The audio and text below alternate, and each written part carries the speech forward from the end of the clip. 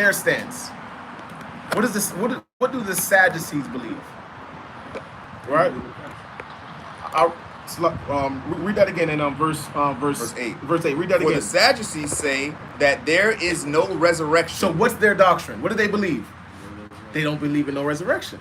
Right? That's what the Sadducees believe. Keep going. Come on. Neither angel, right, nor spirit, right, but the Pharisees confess both. But the what? The Pharisees confess both. So now, both. what was that dissension about? Right? It was about who? So now, what's the two parties? You got the two parties here, right? You have the Pharisees and you have the Sadducees. What does the Sadducees believe? They don't believe in no resurrection. The Pharisees, they believe in the resurrection, right? There was a whole disagreement about it, right? Keep going. Verse 9.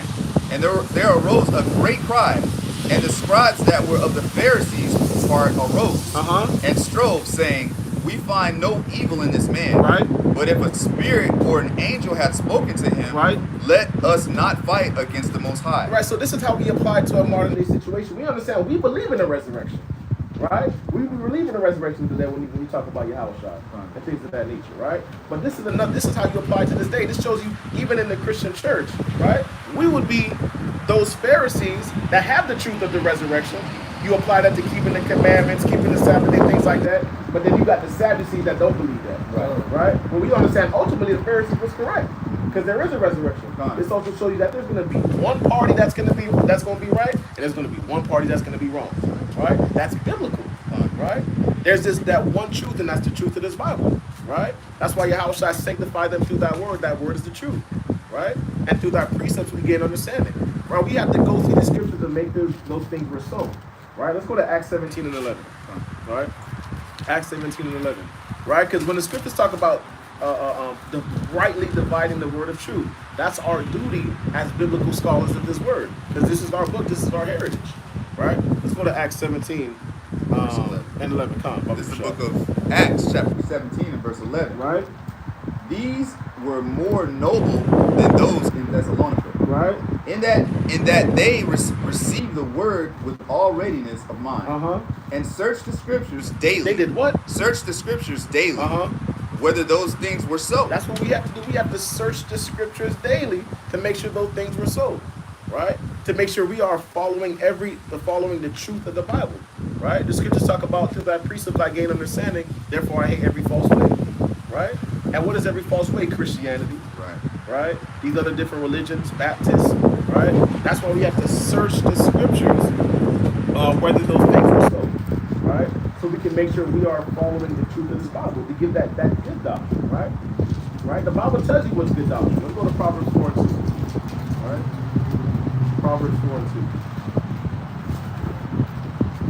Right? Proverbs 4 and 2. Right? Say comment when you got it. Proverbs 4 and 2. This is the book of Proverbs, chapter 4 and verse 2. Right? For I give you good doctrine. I give you good doctrine. Keep going. Forsake ye not my law. Right? You cannot forsake the law. So if good doctrine is keeping the law, what would be bad doctrine? It's bad doctrine. Breaking the law. Right? That's just straight up and down. Right? So when we go into these scriptures, we have to deal with the truth. Right? You got the Christian pastor, the Christianity pastor churches. They don't teach the truth, man.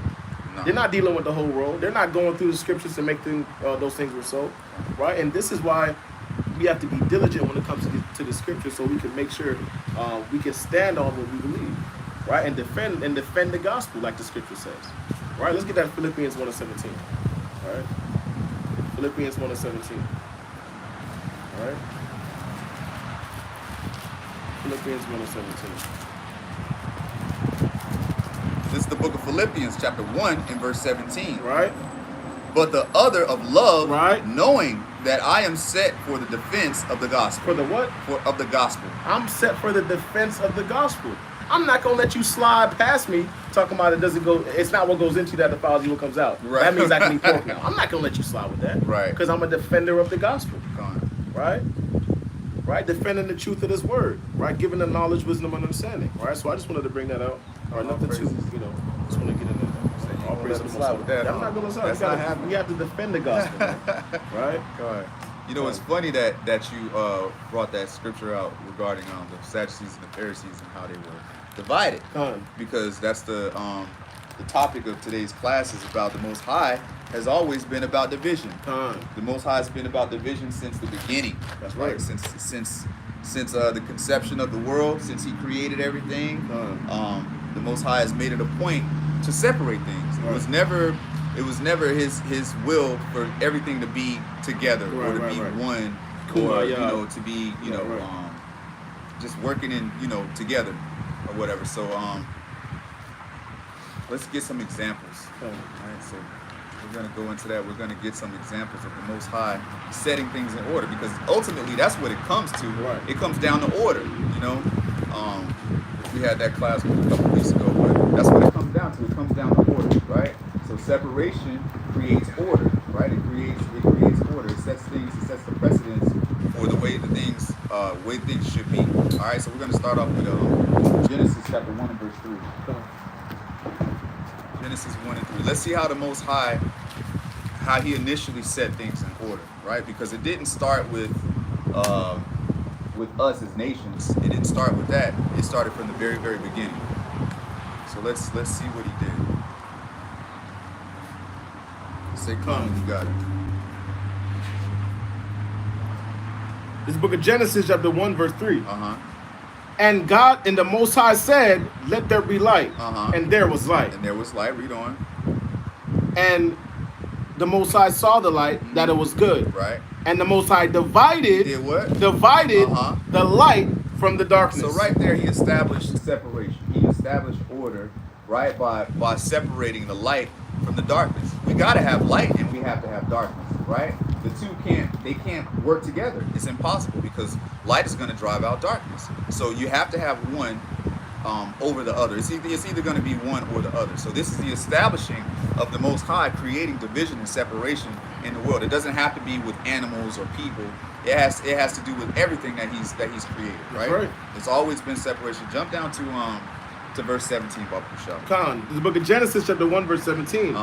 And the Most High set them in the firmament of the heaven to give light upon the earth, and to rule over the day and over the night, right? And to divide the light from the darkness, right? And the Most High saw that it was good, right? So there it is again. He's reiterating that He divided the light from the darkness. We actually had a conversation about this. Was that last Shabbat or 2 Shabbats ago? How we was talking about the light and the greater light and the lesser light and all that other stuff. But that's a whole nother class. We'll have that class one day. But yeah, so that's a further reiteration of the fact that He separated, the light from the dark. There's a purpose for the light, right? And there's a purpose for the dark. We dwell in the light, right? We dwell during the day. We get up, we do our work, we do everything that we have to do when the sun is up, right? When the Most High created this time and this great light for us to be able to see, function, and do what we have to do throughout the day. At night, right? At nighttime, we have a lesser light, right? We got the moon and we got the stars. The sun sleep, it goes down, and we're sleeping during that time for the most part, right? So He created these things for a reason. He set these things in order for a reason. All right. Let's go to Genesis 11. Genesis 11 and 6. 11 and 6. So let's get some more instances of the Most High, furthering this division, because in the Christian church, what do they say? Like we'll be out teaching, and you'll have Edomites walk up to us, and they'll be like, "You're my brother. I love you. We're all one, right? We're all made the same. We're all one. Let's be together." Yeah, they want that. Yeah, when it benefits them, right? When it benefits them. When they need something done, they be like, "Nigga, get in that field. We ain't one now, So let's further this discussion on separation. Genesis 11 and 6. The book of Genesis chapter 11 verse 6. And the other one said, "Behold, the people is one." The what? The people is one. So the people were one, right? All the nations of the earth at that time were one people. They were one people in one language. Read on. And they have all one language. And this they begin to do. And now nothing will be restrained for them which they have imagined to do. Go to, let us go down, and there confound their language. To do what? Confound their language. So He said, let's go down there and confound their language, right? let's go down there and screw things up with their language so they won't be able to communicate. So you can see right here, when everybody's one people, right? It's madness, right? It's madness. There has to be separation, right? The Most High knows this, right? This is why he did what he did. So he confounded the language. He separated their languages, right? Read on. So the Lord scattered them abroad. He did what? So the Lord scattered them abroad from thence upon the face of all the earth, and they let off to build the city. Right. So he scattered the people abroad. He scattered everybody. Like, no, this is not going to happen no more. I don't want everybody together. I want everybody to be separated, right? So here it is again. It's being established not only with the sun and the moon. Now it's being established with people, right? And he continues to do this all throughout the scriptures, right? So he's scattering the people. Like, no, you can't be together because the imagination of your mind is wickedness. Y'all want to do wicked. Y'all get together, right? And you moving off your heart and you doing wicked things, right? And you're able to do it because everybody speaks the same language and everybody's on one accord, right? Let me see. Let's get Exodus 26. Yeah, Exodus 26 and 33. Exodus 26 and 33. Right. So this continues on, and it's just in everything that you can pretty much think of. There's separation. I don't think there's not one subject or one area in the world, or of the Most High's creations, where it's not separated. You got the animal planet, right? You got lions and tigers and bears, and they're all separated, right? The fish are separated amongst their species. You don't see interbreeding between, lions and hyenas. You don't see interbreeding between hawks and eagles, right? You don't see this thing, but in humans, we go intermixing and intermingling with the other nations, right? So if we took a page out of the book of just, even if we weren't even looking at the scriptures and we looked at the animals, right, and followed after their behavior, we wouldn't be mixing. It wouldn't be Esau and Amalek, Esau and Ishmael mixing, or Jake and Ammon mixing. It wouldn't be none of that stuff, right? So the Most High, if you just look at nature, he shows you how he ordained things. But, man wants to do what they want to do, unfortunately. That's a good point, Cap. Even when you look at certain bodies of water, there's bodies of water that won't even interlap each other because it's separated. Right. I think it's like fresh water and salt water. It's not going to overlap each other because the Most High calls that division. He calls that separation.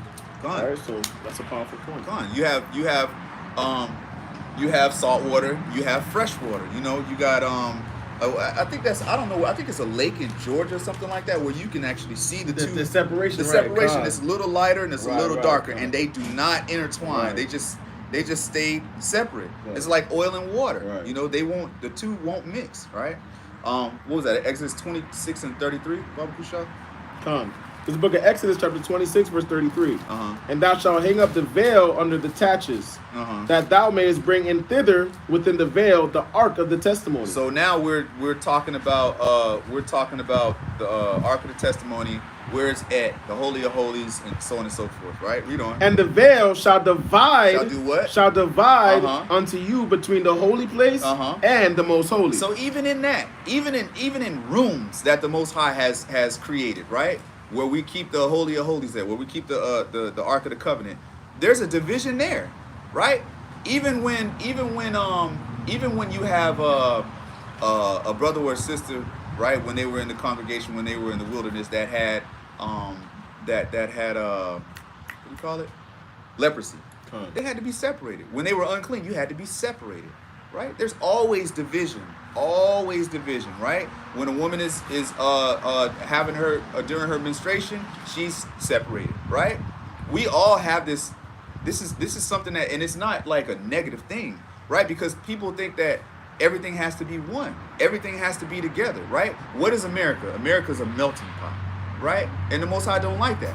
It's a melting pot. All nations are in one place, right? And everybody's following one doctrine, right? That's not what the Most High ordained, right? The Most High even gave the other nations their own gods. They got their own gods. Everybody's not supposed to have the same God, right? You got Moab and them, they got Buddha, right? You got Ishmael, they got what's his name? Ishmael's God? Big Nesh. Muhammad. Big Nesh. Oh, that's Elam, ain't it? Oh, that's Elam. Elam, right? Yeah. So everybody has their own. Ham. I don't know who Ham got. Ham got like cows and crazy stuff like that. They just be on some foolishness. But everybody has their own God, right? And Esau got the devil, right? We know Satan is Esau's God. So even in that, the Most High gave everybody their own God. That he let them make up their own God and worship him, right? But he belongs to us. That's a separation. It talks about the scriptures talk about us being sanctified and severed from the other nations all throughout the scriptures, right? Even when you look at the Maccabees, the Most High dealt with division, but you see King Antiochus, he wanted the whole nation to be one. He wanted everybody to be one. We could bring that out. Absolutely. Let's go to 1 Maccabees 1, verse 41, right? The Most High had that spirit of division, right, of separation, taking the holy thing and removing it from the unholy thing, right? But you got heathens, they don't understand that. They want you to be mixed. They want you to be one under one umbrella, right? But the Most High is not dealing with that, right? 1 Maccabees 1 verse 41. This is the book of 1 Maccabees chapter 1 and verse 41. Right. Moreover, King Antiochus wrote to his whole kingdom that all should be one people. That's the heathen mentality, right? We should all be one people. Let's all come together. Let's all hold their hands until we wrap around the planet Earth, right? That's not, the Most High's not dealing with that, right? Until we wrap around the planet Earth. You know what I'm saying? The Most High doesn't have that type of spirit, right? Keep going. Yea, many also of the Israelites consented to his religion and sacrificed unto idols and profaned the Sabbath. And that's what happens when we try to become one. We cannot coexist with these other nations, man, right? We can't coexist under their... We can't have a righteous government and then we have within that righteous government a nation that's practicing wickedness, right? You see a lot of people, they have that coexist sticker on the back of their car. Yes, I'm not trying to coexist in the same community with homosexuals. That's a wicked spirit. Right? That's not happening, right? The Most High is not dealing with that type of unification spirit with that, you know, when you got different people with different type of what's the word, how they run their nation, right?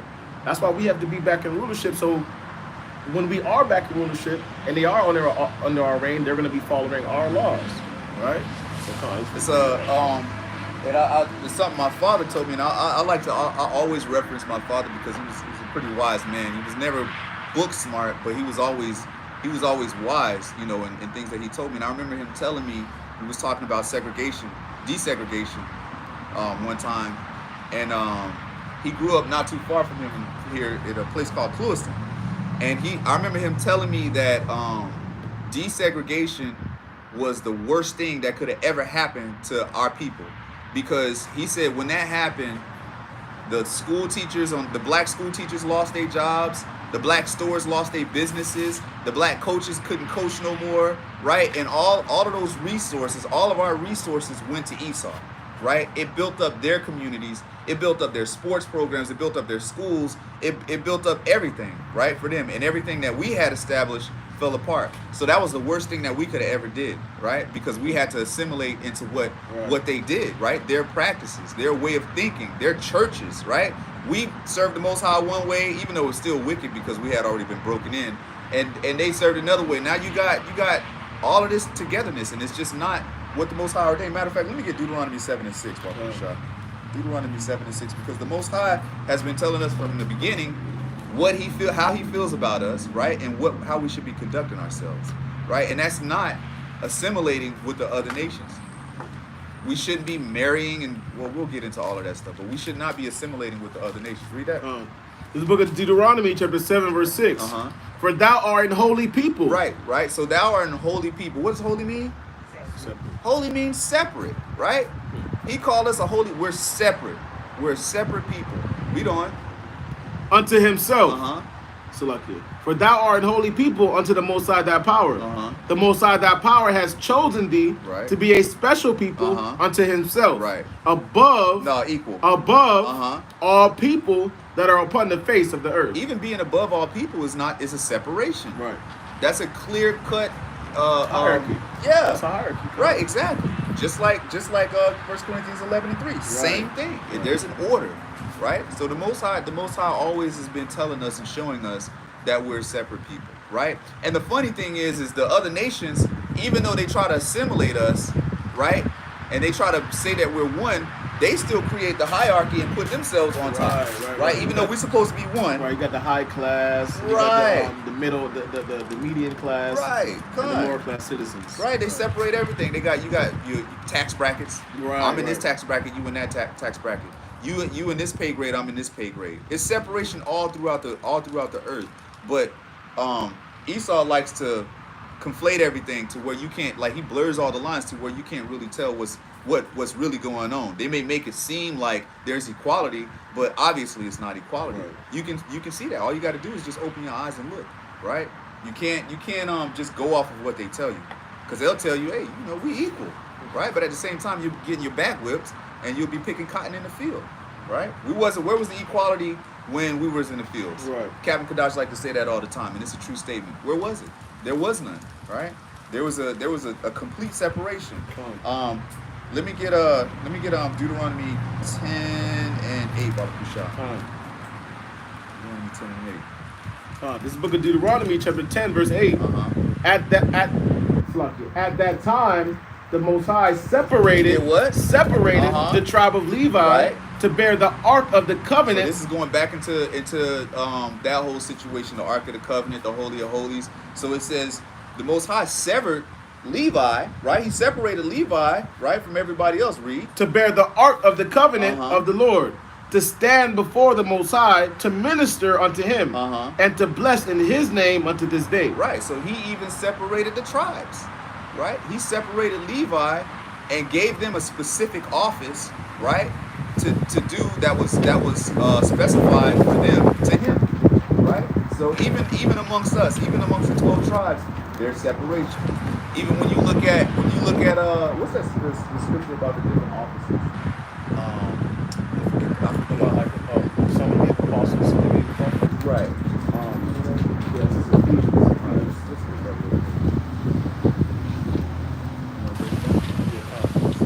Ephesians 4 and 11. Right? Somebody gave apostles. This is the book of Ephesians, chapter 4 and verse 11. Let's see.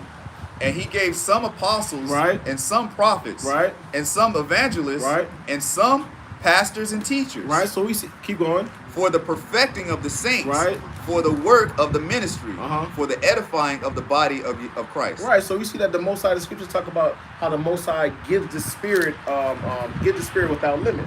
Right. So we have some that can be a teacher. The same person that can be a teacher is not the same person that can be an apostle. The same person that's that can be an apostle is not the same person that can be an evangelist. Right. So the Most High, he gives those different gifts to the to depending on their spirit. You know what I'm saying? Let me get that right quick in 1 Corinthians 12 and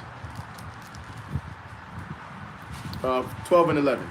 This is the book of 1 Corinthians, chapter 12 and verse 11. Right. But all these worketh that one and the self-same Spirit. The self-same Spirit does what? Dividing. Does what? Dividing to every man severally as he will. Right, so he divides that Spirit. He gives that Spirit within measure, right? That same brother is not going to have that same Spirit as another brother because the Most High didn't give him that Spirit. Right. You see what I'm saying? So everybody has their different lot when it comes to the Spirit, right? But it's all for the edification of the body, essentially. Right. And like even if you look at it in amongst our soldiers, you got certain brothers that have certain skills. Right. You got Officer Nathaniel. Nobody can talk to him about herbs because we call him the herbalizer. The man know about herbs, right? When it comes to filming, right? We got Officer Obadiah. Right. Ain't nobody touching this man when it comes to editing videos and filming and stuff like that, right? You got Captain Yaquab. Captain Yaquab gonna break something down so eloquently and cut you. You ain't even gonna know you cut. You just gonna realize that you bleed. You just leaking. You bleeding out, right? You got Captain Kyron. When it comes to pulling scriptures, he need 15 readers. 15 readers. So everybody has, the Most High separated, right? He separated everybody in their individual talents, right? In their own specific office to be able to do his will, to edify his people, right? And to magnify his name and his word, right? So even there on the individual level, there's separation, right? There's separation in every way that you can think of. Matter of fact, even if you go into the clean and unclean animals when they were going into the ark, there was a separation there, right? He made a clear, concise statement regarding clean animals and unclean animals, right? So it can't be mistaken, and it's pretty obvious, you know, that man goes completely against what the Most High has ordained, right? The Most High has ordained order and separation. He didn't order homogeny, right? That's not something that he ever wanted. So this dream that Martin Luther King had of little black boys and little white girls holding hands and running up the hill, that was a nightmare. Right. That wasn't no dream. Right, that was a vision that a demon gave him. Right, because that's not what the Most High wanted. Right, destruction of that. Go ahead. 1 Corinthians 6. I'm gonna bring that out. I got you. I'm in the spirit though. All right, so let's go to Leviticus 11 and 46. Speaking of the clean and the unclean beast, let's talk about that. Right, let's give some examples of that. This book of Leviticus chapter 11 verse 46. Uh-huh. This is the law of beasts and of the fowl and of every living creature that moveth in the waters, and of every creature that creepeth upon the earth. Right. To make a difference. To make a what? To make a difference between the unclean and the clean. Right. And between the beast that may be eaten and the beast that may not be eaten. Now here we go. This is a separation, right, of the clean and the unclean. Now Christians will tell you everything is clean. But why is this in the law? Right. Why is there a whole law, like several pages regarding what you can and what you can't eat? And then you go all the way to the New Testament and you read one verse, and then you think it's okay to eat anything. All you got to do is pray. That's a Christian mindset, right? That's a defeatist Christian mindset, right? Somebody that wants to do what they want to do. But here again, it's showing a complete separation of what we can and what we can't eat, what we should and what we shouldn't eat, what's clean and what's unclean. That's a separation yet again, a division, right? So it's pretty clear that the Most High is all about division, right? There's no way you can misconstrue that, right? And if somebody tries to, all you got to do is just pull these scriptures, because there's no subject that they could go to that doesn't show division in the scriptures. There's not one. The only time he really wants us to be together is when he said in Hosea 2:1, gather yourselves together, O nation, the children of Israel. That's it. That's who he wants together. Outside of that, he don't want nothing else together. He don't want nothing else together. And you can't show me in the scriptures where he wants something else together. He just wants, besides the other nations in subjugation, right? Besides that. But he doesn't want us to be together in any capacity that you can demonstrate in the scriptures, because I haven't found it, right? Let's get Leviticus 19 and 19. I better slow down. I got a couple. Cut. Leviticus 19 and 19. Come. This book of Leviticus chapter 19 verse 19. Ye shall keep my statutes. Right. Thou shalt not let thy cattle gender with a diverse kind. So what does it mean to gender? Anybody throw something out there, an idea? Doesn't have to be the actual definition, but what do you think it says? What do you think it means when it says thou shalt not let thy cattle gender with a diverse kind? With a different kind of animal, right? So you can't have a cow and an ox. You can't breed those two together, right? You can't take a horse and a donkey. You can't breed those two together.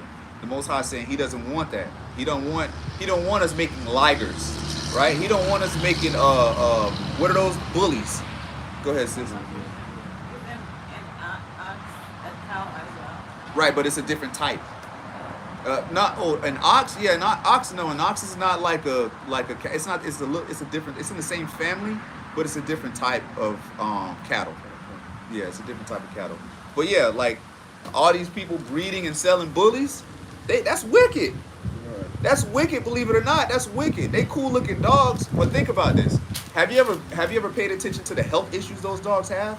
It's not natural for those dogs to be bred, to be created to be that small and that wide. That's not good for their system, right? I don't even think those dogs live too long, to be honest. I don't really know much about them, but I do know that that's not ordained by the Most High for us to be creating those type of dogs. What people be making the poodle snickerdoodle. We'll be creating all of these weird, cross breeds and stuff like that. Even Esau started with the food. You got what's not natural. It's a kiwi, broccoli. Broccoli's not natural. What else is not natural? I know you know.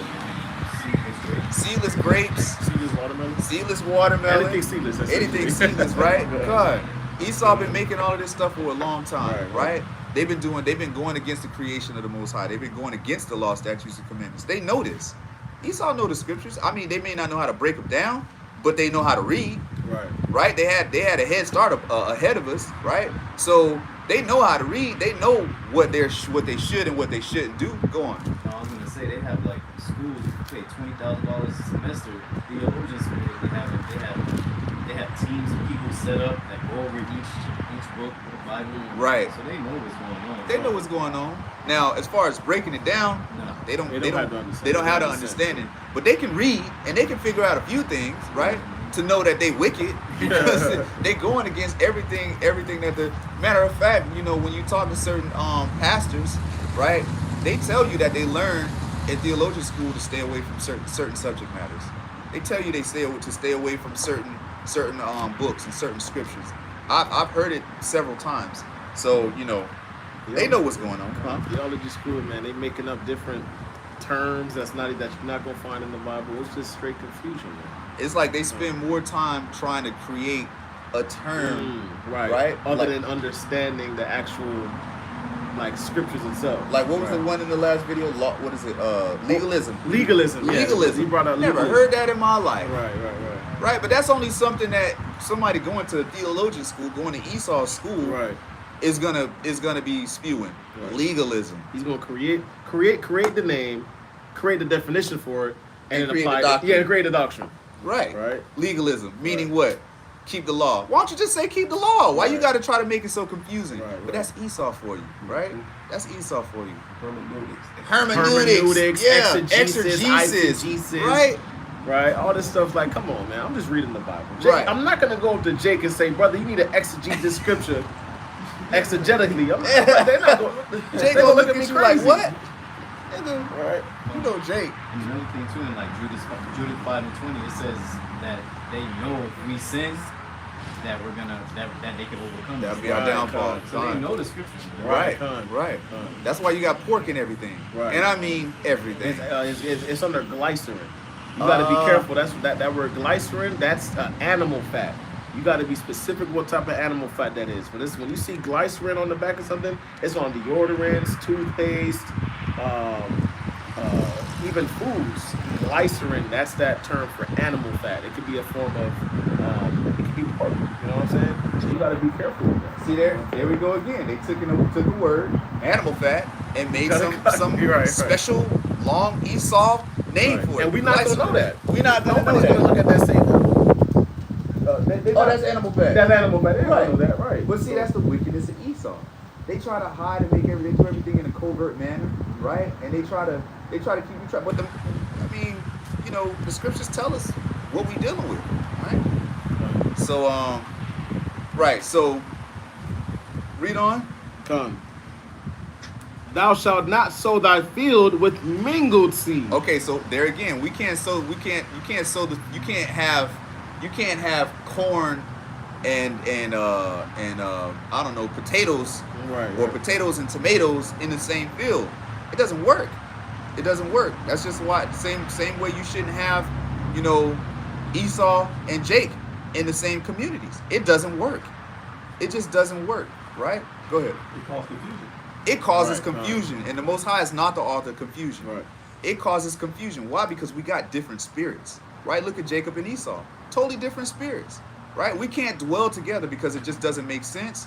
It doesn't work out. There's always going to be some sort of bump in the heads because we want to live a certain way and they want to live a certain way, right?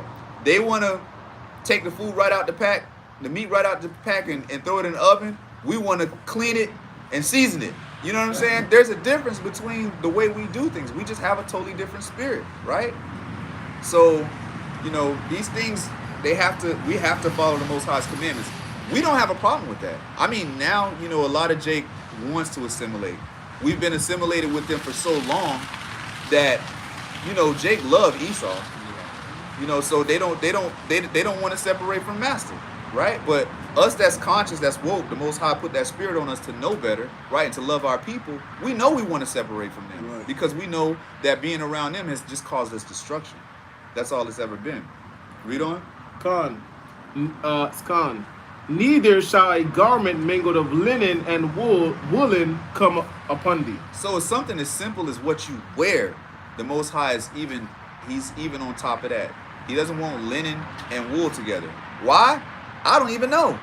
Causes skin conditions. It causes skin conditions. Like Look at that. eczema. Like eczema, see? Right? The Most High created us. He knows what's best for us. Right? So he's given us these laws so that way we can take care of ourselves. Right? That we can be the best we can for him. Right? You don't want to build a car or put together a bike with some raggedy parts, and then you ride it, then it fall apart, right? Because the Most High dwells in us, right? Right. So why would he want to have spirit dwelling in us, and it's all corrupted and messed up, right? So he did that for a reason. All praises to water for the edification, because I didn't know that. I didn't know that. Right. So he even wants us to wear certain. He doesn't want us to be mixing certain fabrics, right? Now that's something I would like to go into, because it says we shouldn't mingle linen and wool. Right. I don't know if that means only linen and wool or any type of multiple, right, different type of fabrics. Right. That's something that I would like to go into a little further and find out if it's just exclusively those two. So yeah, so even there, the Most High doesn't want us to be mingling different materials together. And everything has a purpose. He does everything for a reason. Right. You know, it's just not just because I said so. You know, as parents, you know, we like to say, because I said so. Right. Even though we know it's a reason, you know what I'm saying? But that he didn't do it just because he said so. He did it is for you know, to make us better, right? For us to be able to function properly and, you know, go on and do what we got to do. Let me get Deuteronomy 22:9. Deuteronomy 22:9. And see, we're in the law. We're in the law. We hanging out in the law, right? We hanging out in the law because all of this stuff is important, right? So the law, all throughout the law, is telling us separation, in different types of arenas of the scriptures. It's telling us separation. Go ahead. This is book of Deuteronomy, chapter 22, verse 9. Uh-huh. Thou shalt not sow thy vineyard with diverse seeds. So it's reiterating not sowing your fields with different seeds. But it's going to tell you why. Read. Lest the fruit of thy seed, which thou hast sown, and the fruit of thy vineyard be defiled. Be what? Be defiled. Be defiled. Right? So when you're mixing things, you're defiling that thing, right? And there's several other areas that when you mix it is defiled. I think everything's defiled when you mix it. When you mix it, when you mix in the animals, you're defiled. When you're mixing us, it's defiled, right? Everything becomes defiled when it's mixed and it's not mingling with its own kind, right? The Most High wants everything to be mingled with His own kind. It's not supposed to be mixing with all kinds of other diverse seeds and stuff like that. Verse 11 gives you the answer to your question. Right, Con. It's only dealing with linen and wool. We'll bring it out. Con. So Deuteronomy chapter 22, verse 11. Thou shalt not wear a garment of diverse sorts, as of woolen and linen together. So it kind of reinforces the fact that the woolen, the linen and the wool should not be worn together. But it starts off by saying, don't wear a garment of diverse sorts. Right. And it says, just like the wool and the linen that you guys were mixing. Right. So don't do it like that. Okay. So whatever garment you're wearing has to be pure. Everything has to be pure when you deal With the So yeah. So we shouldn't be mixing the garments. We shouldn't be mixing diverse seeds, because it says it's going to be defiled, right? We don't want to defile ourselves. We already defiled ourselves by mixing with the other nations, right? So that's caused us all the problems that we got, right? When we can't mix gods. We can only serve the Most High. We can't serve the Most High and Baal, right? You can't do that. You can't have 1 foot in and 1 foot out. You can't be cold and you can't be hot. Right. A false balance is an abomination to the Most High, right? So all of these things come into play when it comes to what the Most High ordained in the way of separation, right? Everything's going to be done in order. Everything's going to be done in order. We wanted to go into how the Most High separated us from even dealing with these other nations' wives and things like that. Come on, we can do that. Yeah, absolutely. So I wanted to go to let's go to Cyrax 6 and 13. Come on. Right? Because the Most High, right? You know, the Christian church tell you to love your enemies, but the Bible say to separate from your enemies, right? Let's go to Cyrax chapter 6, verse 13. Con, this is the book of Cyrax. Say Con when you got it. Let us know if we're moving too fast. This is the book of Cyrax, chapter 6 and verse 13. Right. Separate thyself Right. from thine enemies and take heed of thy friends. Well, we have to separate ourselves from our enemies, right? Not hold hands with them. Right. Right. Try to start a coalition with them. Right. Rainbow coalition. Right. Rainbow coalition. Right. The Most High's not dealing with that. Right. We as Israelites, you know, the Bible, this whole one unification spirit, that's not biblical, right? Right. The Bible doesn't teach what they call it a bloodless revolution. Right. Oh, It's not going to be a bloodless revolution. Yes, no right. such Blood thing as has that. to be shed. Right. We can't. And the scriptures even tell you, if y'all want to stay hand in hand with them, y'all both shall be thrust through. Right. So there's going to be a separation there. Let's go to Cyrax 33 and 11 right there. All right. We're saying that part. Cyrax 33 and 11. We're going to read on down. Right. The Most High is a man of division. Right. He's a separatist. That's right. Right. So that's a powerful point. Cyrax 33 and 11. This is the book of, start at verse 10. This is the book of Cyrax, chapter 33 and verse 10. And all men are from the ground. Right. And Adam was created of the earth. Right. In much knowledge, the Most High hath divided them. He did what? Divided them. He divided the sons of Adam. Keep going. And made their ways diverse. He did what? Made their ways diverse. He made our ways diverse. Right? We're going to be more we have the best music, right? We have the best food, right? We have the best, the most beautiful woman in the 12 tribes, right? On the planet Earth, right? He divided us and made our ways diverse, right? Keep going. Some of them hath he blessed. Some of them has he blessed. So out of the sons of Adam that he divided, right? Some of them has he blessed. Keep going. And exalted. And did what? And exalted. And exalted them. This is that division right there, right? Keep going. And some of them hath he sanctified. And some of them has he sanctified. Right? Keep going. And set near himself. Right? But some of them hath right, he cursed. Has he did what? Cursed. He cursed Esau, right? He cursed these other nations. Keep going. And brought low. And did what? And brought low. Keep going. And turned out of their places. Right? As the clay is in the potter's hand right. to fashion it as at his pleasure, so man is in the hand of him that made him. Right. To render to them as liketh him best. Keep going.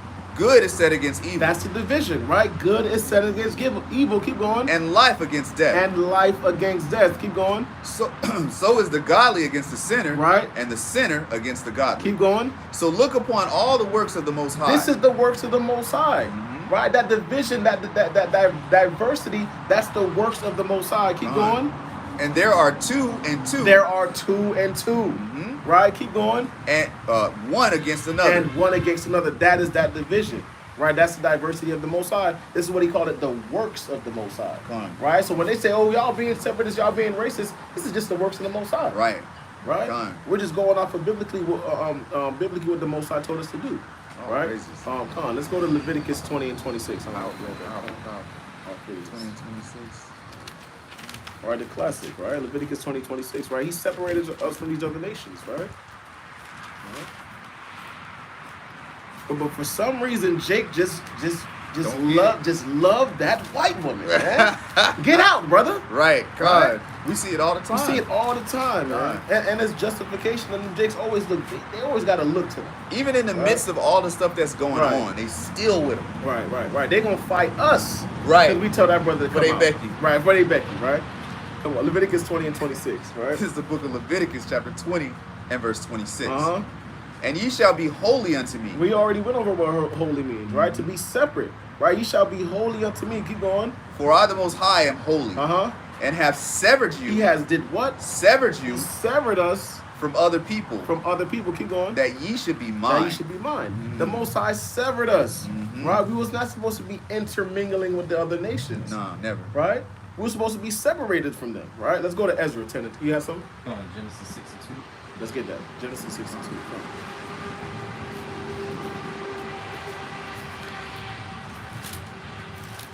Fine. Genesis 6 and 2. This is the book of Genesis, chapter 6 and verse 2. Right. That the sons of the Most High saw the daughters of men, that they were fair, and they took them wives of all which they chose. Right. And the Most High said, my spirit shall not always strive with men. Right. For that he also is flesh, yet his days shall be 120 years.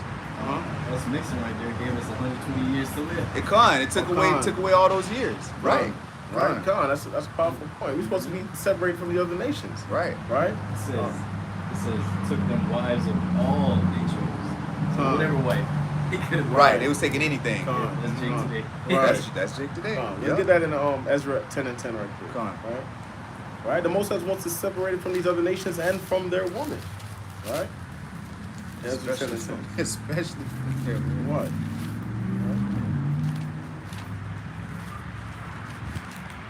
That's so common when you got a second Ezra. Ezra 10 and 10.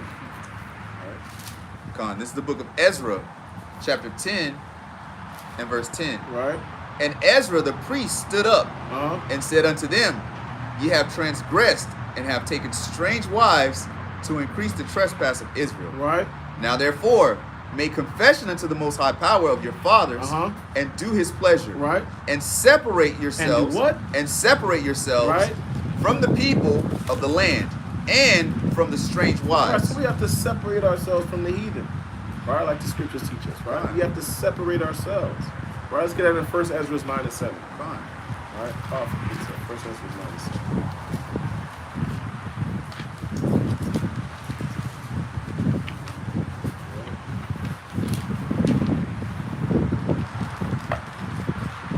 When you got it. 1 Ezra 9 and 7.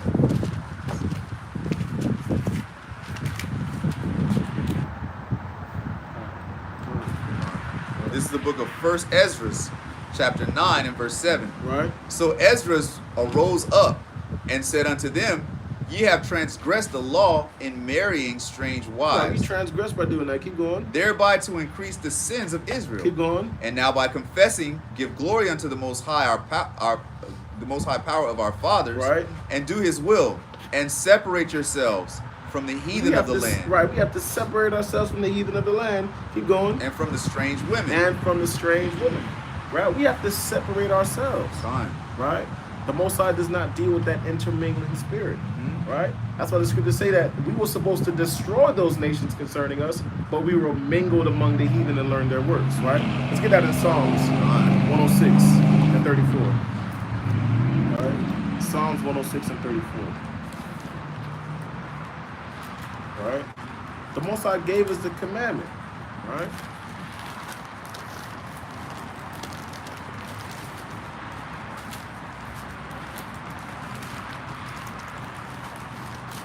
This is the book of Psalm, chapter 106 and verse 34. Right.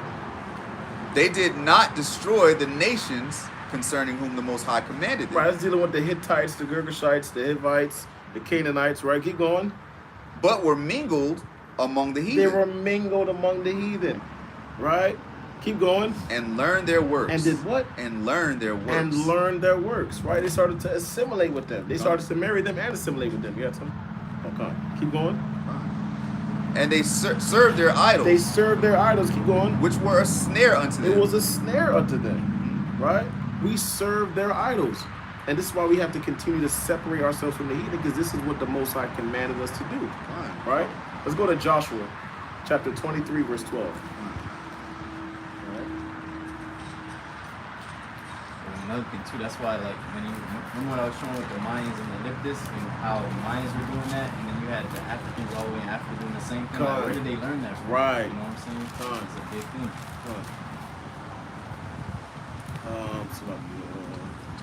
Joshua 23 and 12. Say calm when you got it.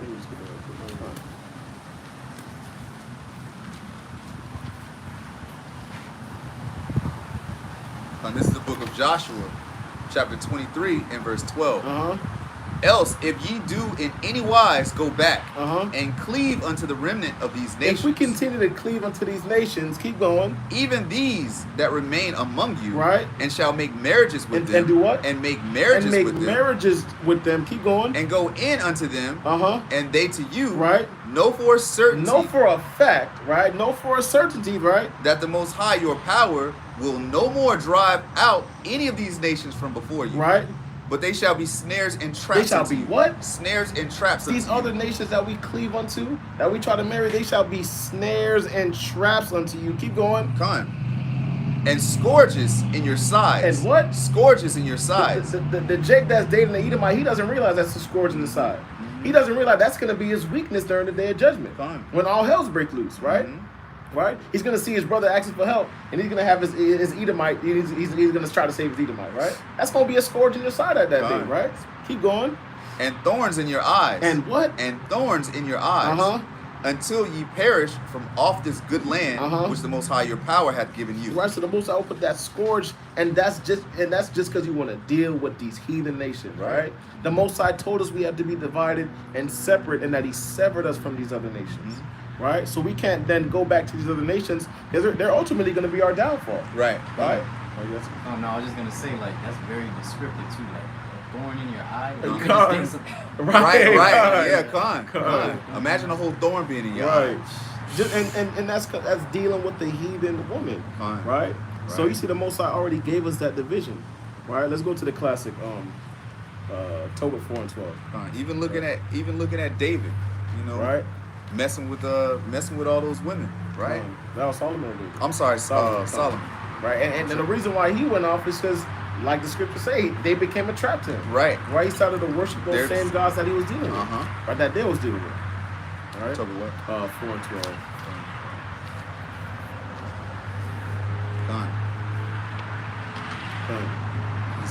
This page 38 in the Red Apocrypha. Right. You haven't got it. This is the book of Tobit, chapter 4 and verse 12. Beware of all whoredom, my son. Right. And chiefly take a wife of the seed of thy fathers. Right. And take not a strange woman to wife, which is not of thy father's tribe. For we are the children of the prophets, Noah, Abraham, Isaac, and Jacob. Remember, my son, that our fathers from the beginning, even that they all married wives of their own kindred, and were blessed in their children, and their seed shall inherit the land. Right, so you see that we have to marry within our nation, right? And you see people try to make doctrines out of this. You can only marry a woman from your tribe. Right. If you're a Levite, you got to marry a Levite. Well, Joseph was Judah and Mary was a Levite. Right? So we can't try to create doctrines out of that. The point is we have to marry within our nation. Right? And separate ourselves from the heathen. Right? Because all these other nations, they try to take from us in the first place. Right. Right? And unfortunately, you know, Esau has done a really, really good job at destroying us and making us feel like the other nations are a prize, when in actuality, we're the prize. Right? We're the prize. We're the ones that everybody want to be with. We're the ones that everybody emulates, right? In everything that we do, right? But we've been destroyed so much that we devalue our sisters. Our sisters devalue the brothers, right? And our families are separated. Going back to that same lesson a couple weeks ago about the order, right? The order's all out of whack because we don't even love each other anymore, right? And going to the other nations is not going to do it. Look at what's his name? Russell Wilson. Russell Wilson, when he was in the NFL, he was with this white chick, right? The white chick left him at some point. I don't remember what happened. But the white chick left him at some point. And then what happened? He got with Sierra. Have you ever seen a man happier? I ain't never seen a man happier. That man's so doggone happy, he be taking pictures and dancing. He got children. He didn't have no children with the Edomite, but he got all these children now. The man is happy. I mean, he be kind of doing a little bit too much if you ask me, but at the same time, he's happy. He feels, it seems like the man is whole because he has an Israelite wife, right? Another nation, a woman from another nation can't give you what you need. Talk about it, right? It can't, she can't energize you and talk to your spirit like a woman from another nation can. Just the same way an Israelite man can talk to the spirit of his wife, of his Israelite wife, right? We have separate spirits, right, that don't align. So you'll never really see an Israelite man or woman with the Edomite man or woman, right? And they may financially they may be good, but when it comes to like that love and basketball type of relationship, that love and basketball type of love and connection, you won't find that when you got these other nations, when you're intermingling with another nation. It just doesn't work, right? It just doesn't work. Our spirits don't align like that, right? It just doesn't align. Go ahead. I got another precept on that. Come on. Let's go to Nehemiah 13 and 23. All right, when we started marrying these other nations, right, Nehemiah was angry at that. He was pissed. He was pissed off. He's like, come on, man, we already bring it out. Like this, that division, right, separating ourselves from other nations, that's the works of the Most High. The Most High intended that, right? Some that he exalted, some that he brought low. Right. Right? All right, so let's go to Nehemiah 13 and verse 23. Stay calm when you got it. All right.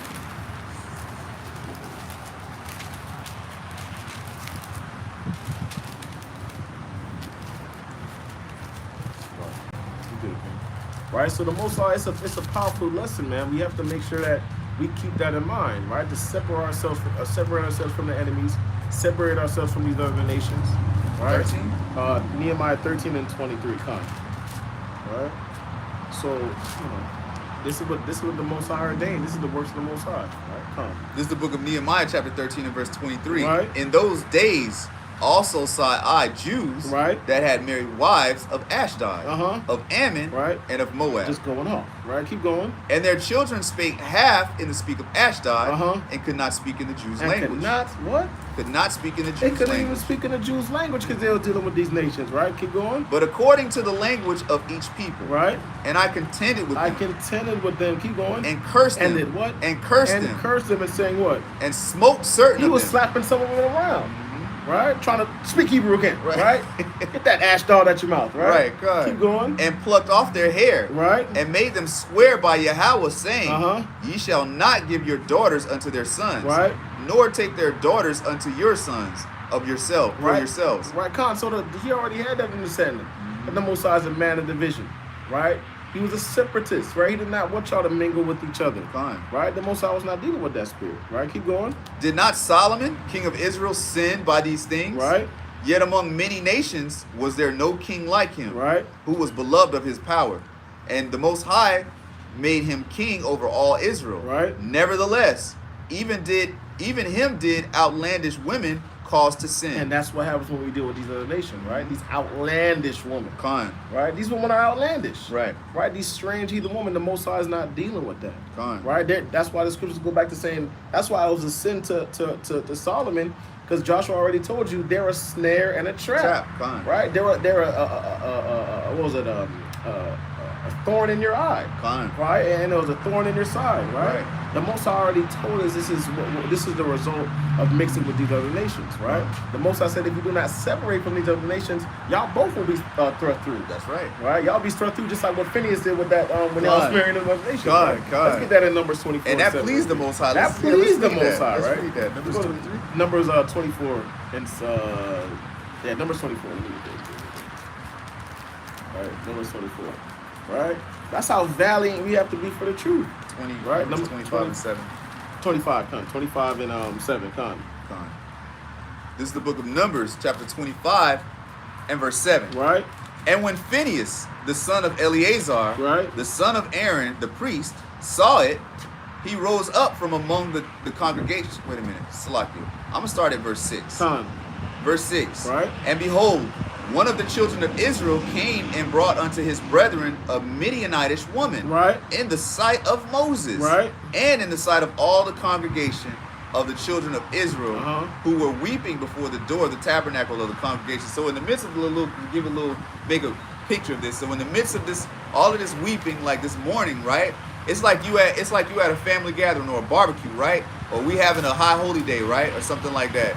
And then a brother come walking through with an Edomite woman, blonde hair, blue eyes, right? Caked up, just hugging all over, kissing her, right? He probably got her wearing fringes. God, right? Right, trying to say, is she keeping it alive? Right, she leaving out, right?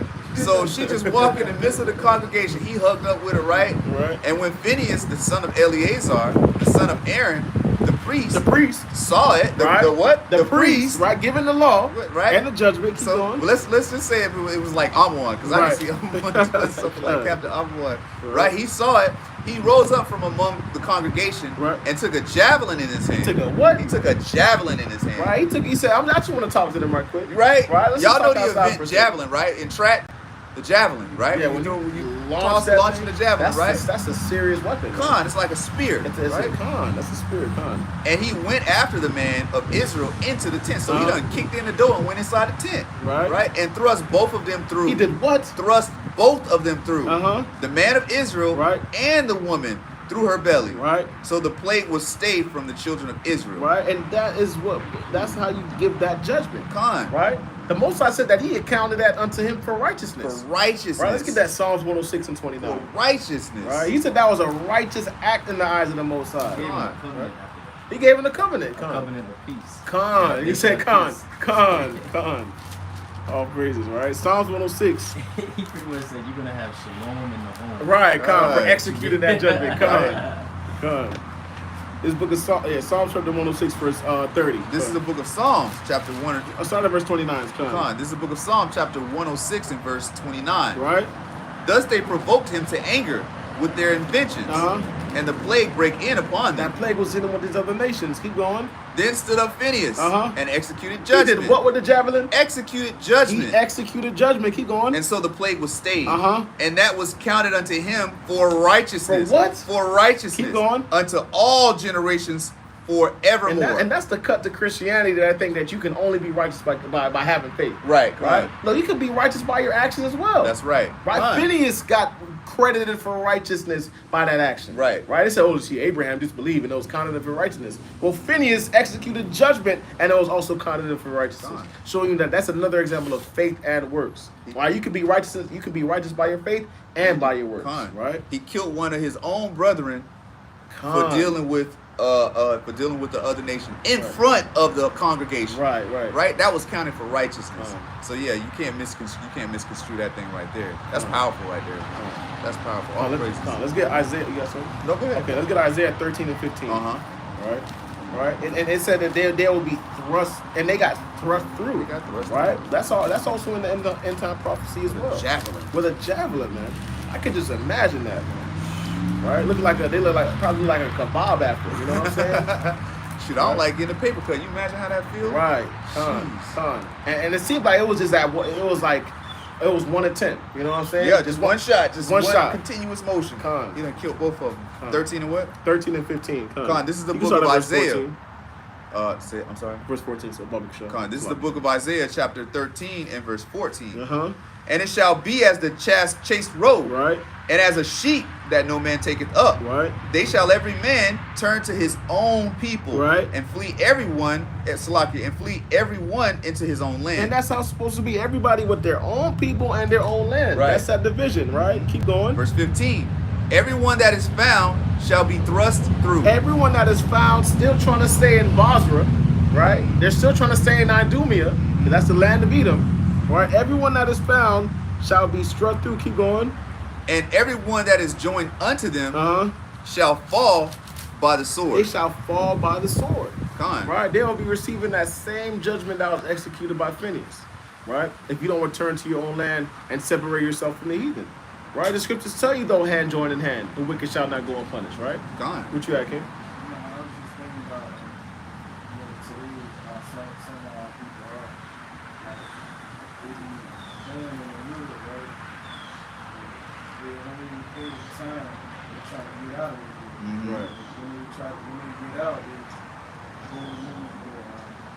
Where Esau in them. Right.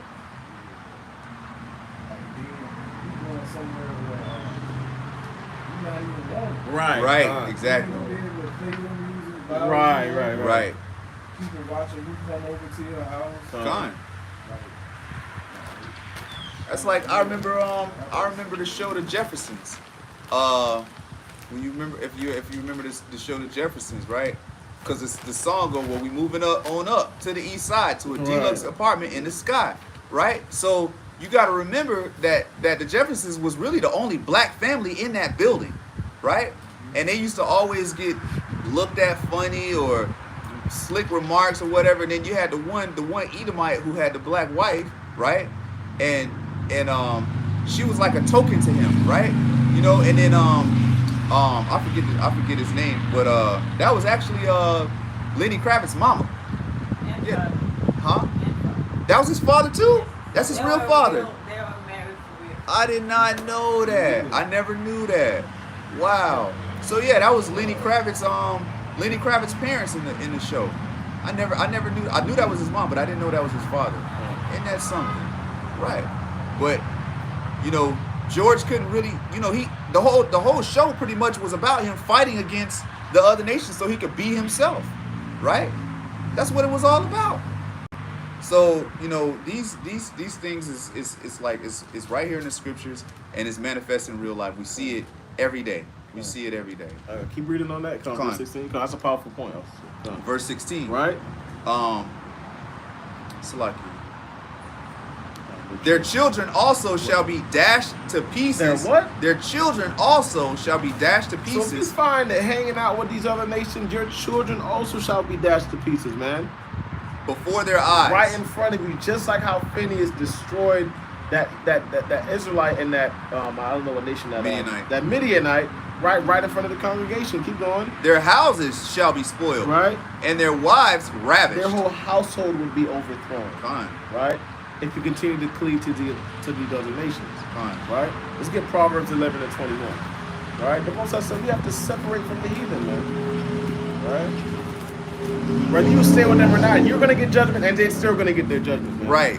You can't try to be a shield for these other nations. Con. You got to separate from that. You have to separate. Con. The Most High tells you about that we have to separate ourselves from the heathen. Right? Proverbs 11 and 21, a classic, right? Con, this is the book of Proverbs, chapter 11 and verse 21. Right? Though hand join in hand, the wicked shall not be unpunished. So even if you sit there and make it seem like, oh, well, I'm going to try to protect them, I'm going to stay with them until it ends, they're still going to be punished. That's right. Right? Keep going. But the seed of the righteous shall be delivered. The seed of the righteous shall be delivered. Con. Right? Right. We have to make sure we separate ourselves from the heathen, man. Because they still are going to receive their judgment regardless. No matter if you want to die for them, right, fine, right. You just gonna die. Right. That's your stupidity, right? But in these last days, I don't think there's an excuse for any grown man or grown woman to be intertwined or intermingling or marrying with these other nations. Look at the young sister who was found dead in her place. She met some Edomite on a dating app. He went over there, and then next thing he called the police. I don't know how long, whatever. He called the police to her house. She was dead. Police came there. They said he seemed like a nice guy. That's the one they said they didn't even try to investigate. They didn't even try. He seemed like a nice. That is crazy. He was a nice guy. He was a nice guy. He didn't need to be investigated. You didn't have to answer no questions. Right? That's crazy. But see, if it was Becky and Tyrone came over to Becky's house, right. and Becky ended up dead, and Tyrone called, they probably would have killed him. Right. On site. But see, that's the difference right there, right? That's the difference. So continuing on, let's go to 1 Corinthians. Yeah, first that's what you call it was pulling. 1 Corinthians 14. 6 and 14. That's what Obadiah was pulling. 1 Corinthians 6 and 14. Matter of fact, hold that, Salakia. I'm sorry. Let me get Deuteronomy 32 and 8. Deuteronomy 32 and 8. Classic. We're gonna go back to that. Deuteronomy 32 and 8. This is the book of Deuteronomy, chapter 32, verse 8. When the Most High divided, did what? Divided to the nations their inheritance. Right, so he's even dividing inheritance. Read on. When he separated, he did what? When he separated the sons of Adam, right? He set the bounds of the people according to the number of the children of Israel. Right, so he separated the people, right? He separated the land, and he did it all according to his people, to his children, right? So there it is, a separation again. There's so many different examples of it. But he never wanted us to be together. I can't find one example in the scriptures of he actually told us to utterly destroy a nation. He told us to kill them all, right? And we was punished because we didn't do that, right? So yeah, he wants us to stay separated. Okay, now it's Deuteronomy 7:3.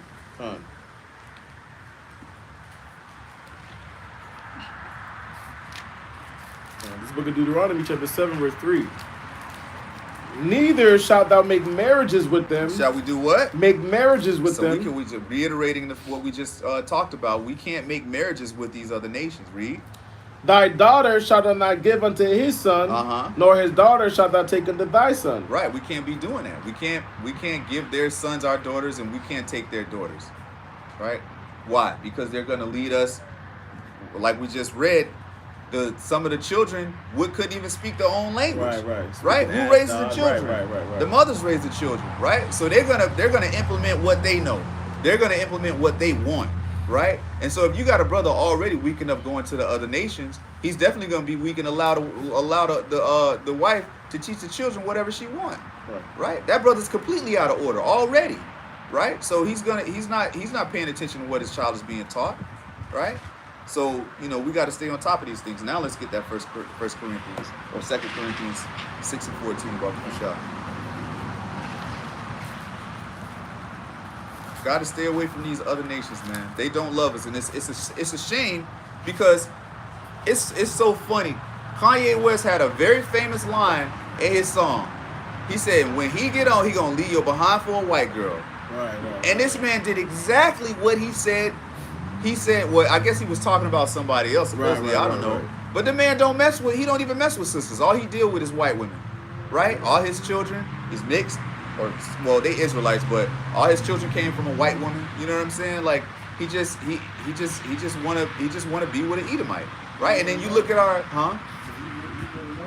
he really love her. He is with another Edomite, right? And then so you look at our athletes, right? It's so sad. It's so sad. Yeah, man. It's like I wonder to myself, how do the mothers feel?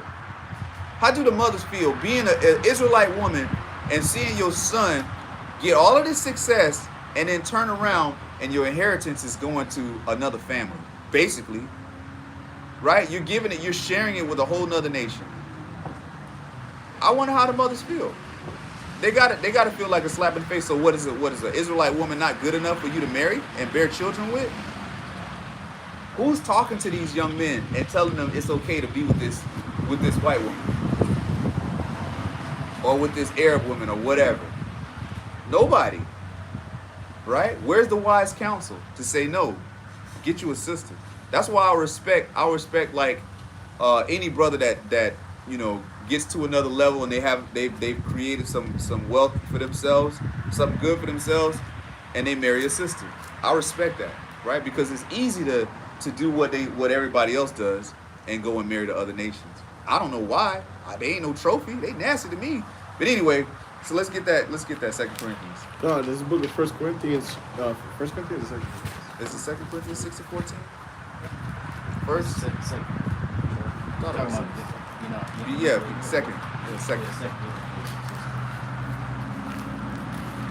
But the 2 Corinthians chapter 6, verse 14.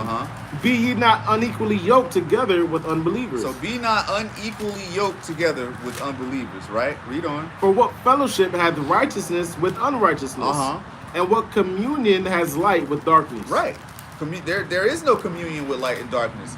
There is no communion with good and evil, right? It's just war, right? Separation has to occur with these things. They can't dwell together, right? The Most High has it ordained for these things to be separated, right? So we got to follow the instruction of the Most High. He left us like what is the second Ezra 7 and 21 says he gave us straight commandments, right? He gave us straight commandments. These are the straight commandments. Be ye separate. We got to be separate. It doesn't say be ye together. It don't say hold hands. I remember back in the 80s there was a song called We Are the World, right? Remember that song? Children, yeah. They're trying to assimilate us. They're trying to get us to come together, right? What did Rodney King say after them Edomites beat him half to death? Can't we all just get along? We can't all just get along. It was never meant for us to get along, right? It was never meant for us to get along. We've always been at odds with each other. That's why, like I said in the beginning, when you look at nature, they've always been at odds, right? They don't dwell together. They don't get along. When they see each other, it's on sight. It's on sight. When hyenas and lions see each other, it's on sight. There's no dialogue. There's no chances. I see a lion and it's a bunch of us, we finna kill him. There's nothing to talk about. We're sworn enemies. And it's the same thing with us nations. Back in the day, if somebody did something against another nation, right? If a nation killed somebody from another nation, that was an act of war. That was an act of war. That wasn't something that was taken lightly. We're gonna get together and we finna go over here and we finna kill you because you killed one of our people. Simple as that. Now, oh, we gotta have talks and peace talks and all of this other stuff. It was marches. Yeah, we gotta have these marches and all these rallies. No, it ain't. It's not supposed to be that way. Come on. No, I was gonna say even the roots of like trees, they fight for space. I remember. It's crazy. God, I Roots remember. of trees fight for space under the ground. Like you'll actually see them intertangled or messing with each other. Con. Crazy. Yeah. Right. It's survival. Go ahead, Cal. Notice we came back. We so black and always around till we saw all of it. Con. Right. Con. That's a fact right there. You know those mangroves that they have, like it's like it's like what they call mangrove. It's like close to a homestead. Like those plants, those trees don't actually live in Florida. They actually were taken from another place and invaded all of Florida. So if you go down, I think it's like Lake Okeechobee, just pure mangroves everywhere. Yeah. These things came and just took over. They're a strong, aggressive plant, right? Yeah. Con. Trees don't be playing. I see. That's something. I mean, it makes sense that they would war for space because everything needs space to survive, right? So I mean, it makes sense. But I never even thought about that, to be honest with you. Let's get 2nd Ezra 14 and 11. 2nd Ezra 14 and 11. We're gonna wrap up with this pretty soon. 2nd Ezra 14 and 11. So continuing on with the theme of separation. This is something that, you know, from seeds to clothing to people, the Most High has always ordained things to be separate and in a specific order. So here's another instance right here. Book of 2nd Ezra, chapter 14, verse 11. For the world is divided into 12 parts. So the world is divided into 12 parts according to the scriptures. Read on. And the 10 parts of it are gone already. And half of a 10th part. Right. So even the world in time, it's being divided, right? It's being described as being divided into 12 different parts, right? So you got a clock on the wall.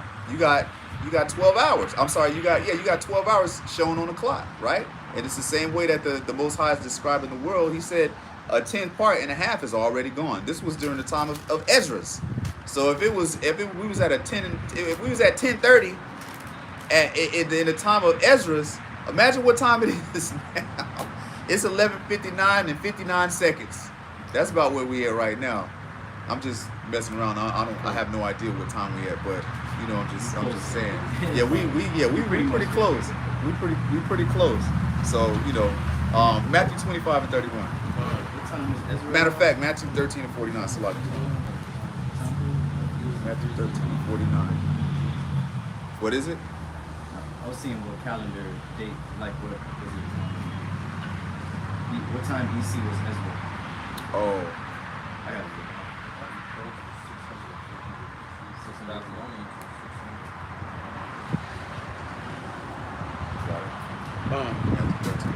This book of Matthew, chapter 13, verse 49.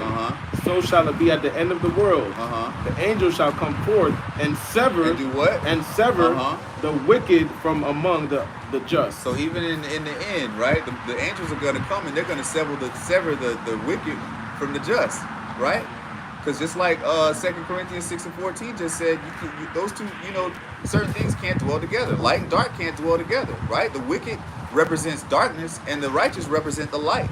Those two cannot dwell together. So they're ordained to come, right? And they're going to be reaping. They're going to be harvesting the righteous, and they're going to be taking the wicked and throwing them in the fire, right? The wheat and the tares, exactly. Preparing them for destruction, right? Last scripture, Matthew 25 and 31. Matthew 25 and 31. Fine.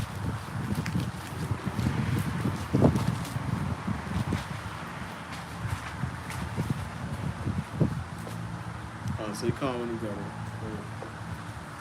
This is book of Matthew, chapter 25, verse 31. when the Son of Man shall come in his glory, and all the holy angels with him, then shall he sit upon the throne of his glory. And before him shall be gathered all nations, and he shall separate them. He's gonna do what? And he shall separate them one from another. Right. As a shepherd divided his sheep from the goats. Right. And we know who the sheep are, and we know who the goats are. Right. And that's what's gonna happen in the end. And Most High willing, you know, the Most High finds all of us worthy, and we all get, you know, we all get harvested up, right? Make it into them chariots, right? That's our hope. That's what we labor for. Make it to the kingdom, right? So be counted as a good and faithful servant, right? That's why we keep these commandments. All praise to the Most High for waking us all up and giving us a real shot, right? Because just because we woke don't mean we're gonna make it. So you know we gotta work hard and make our election sure. So that's the end of that class. We're gonna get into the portion now. Captain Cyrax is gonna spearhead the all praise to the Most High throughout. I appreciate the precepts. All praise. The portion is Exodus 10 and 1 to Exodus 13 and 16. Con. Okay, Exodus 10 and 1 to Exodus 13 and 16. Sure. Say calm. It's a very short. Say calm when you got it. God. It's 10 and 1 to 13 and 16. 13 and 16. Yeah. Say calm. Got it? Calm, all praises. All right. This is the book of Exodus, chapter 10 and verse 1. Right? And the Most High said unto Moses, Go in unto Pharaoh, for I have hardened his heart, and the heart of his servants, that I might show these my signs before him. Right? And that thou mayest tell in the ears of thy son and of thy son's sons what things I have wrought in Egypt, Right? and my signs which I have done among them, Right? that ye may know how that I am the Most High. Right? And Moses and Aaron came in unto Pharaoh, and said unto him, Thus saith the Most High power of the Hebrews. Of the who? Of the Hebrews. Right, so the Most High is the power of the Hebrews. Fine. Right? And none else. Right? Keep going. How long wilt thou refuse to humble thyself before me? Right? Let my people go, that they may serve thee. Right? Else if thou refuse to let my people go, behold, tomorrow will I bring the locusts into thy coasts. Right? And they shall cover the face of the earth. They shall do what? They shall cover the face of the earth, Keep going. that one cannot be able to see the earth, Uh-huh. and they shall eat the residue of that which is escaped, which remaineth unto you from the hail, and shall eat every tree which groweth for you out of the field. Right, so does that literally mean that the locusts covered the entire planet Earth? Right? That's just a hyperbole. It's an exaggeration of the fact that there's going to be so many locusts, it's as if you can't see any of the Earth. Fine. You won't even see the skies anymore. Fine. Right? Keep going. We've actually seen examples of that modern time Fine. that happened in over in the Middle East. It happened. Fine. So many locusts. Verse 6. And they shall fill thy houses, and the houses of all thy servants, Right. and the houses of all the Egyptians, which neither thy fathers nor thy fathers' fathers have seen, since the day that they were upon the earth unto this day. And he turned himself and went out from Pharaoh. Right, so you go into your bathroom, it's going to be there. You go into your bedroom, it's going to be there. Try to go into your fridge, it's going to be there. It's going to just consume every part of your living quarters, right? Keep going. And Pharaoh's servants said unto him, Right? How long shall this man be a snare unto us? Right. Let the men go, that they may serve the Most High their power. Knowest thou not yet that Egypt is destroyed? Uh-huh. And Moses and Aaron were brought again unto Pharaoh. And he said unto them, Go serve the Most High your power. But who are they that shall go? Right? And Moses said, We will go with our young and with our old, Right? with our sons and with our daughters, with our flocks and with our herds will we go. We must hold a feast unto the Most High. Right? We must hold a feast unto the Most High. He said, so who's coming with you, right? We taking everybody. Con. Right? Everybody's leaving. Right. Ain't Right? nobody get left behind. Right? Keep going. And he said unto them, Let the Most High be so with you, as I will let you go and your little ones. Look to it, for evil is before you. Uh-huh. Not so. Go now ye that are men, and serve the Most High, for that ye did desire. And they were driven out from Pharaoh's presence. Right. And the Most High said unto Moses, stretch out thine hands over the land of Egypt for the locusts, that they may come up upon the land of Egypt, and eat every herb of the land, even all that the hail hath left. All right, so once you eat all the herb, you got no food no more. No food. Right? Keep going. Con. Verse 13. And Moses stretched forth his rod over the land of Egypt, and the Most High brought an east wind upon the land all that day, Right. and all that night. Right. And when it was morning, the east wind brought the locusts, Mm-hmm. and the locusts went up over all the land of Egypt, Right. and rested in all the coasts of Egypt. Very grievous were they. Right. Before them there were no such locusts as they, neither after them shall be such. Right. There's nothing like this will ever be seen again. Gone. Right. Keep going. For they covered the face of the whole earth. They did what? They covered the face of the whole Now, earth. this is not literally talking about it covered the face of the whole earth. It's just showing you the magnitude of how many locusts there were in that area, right?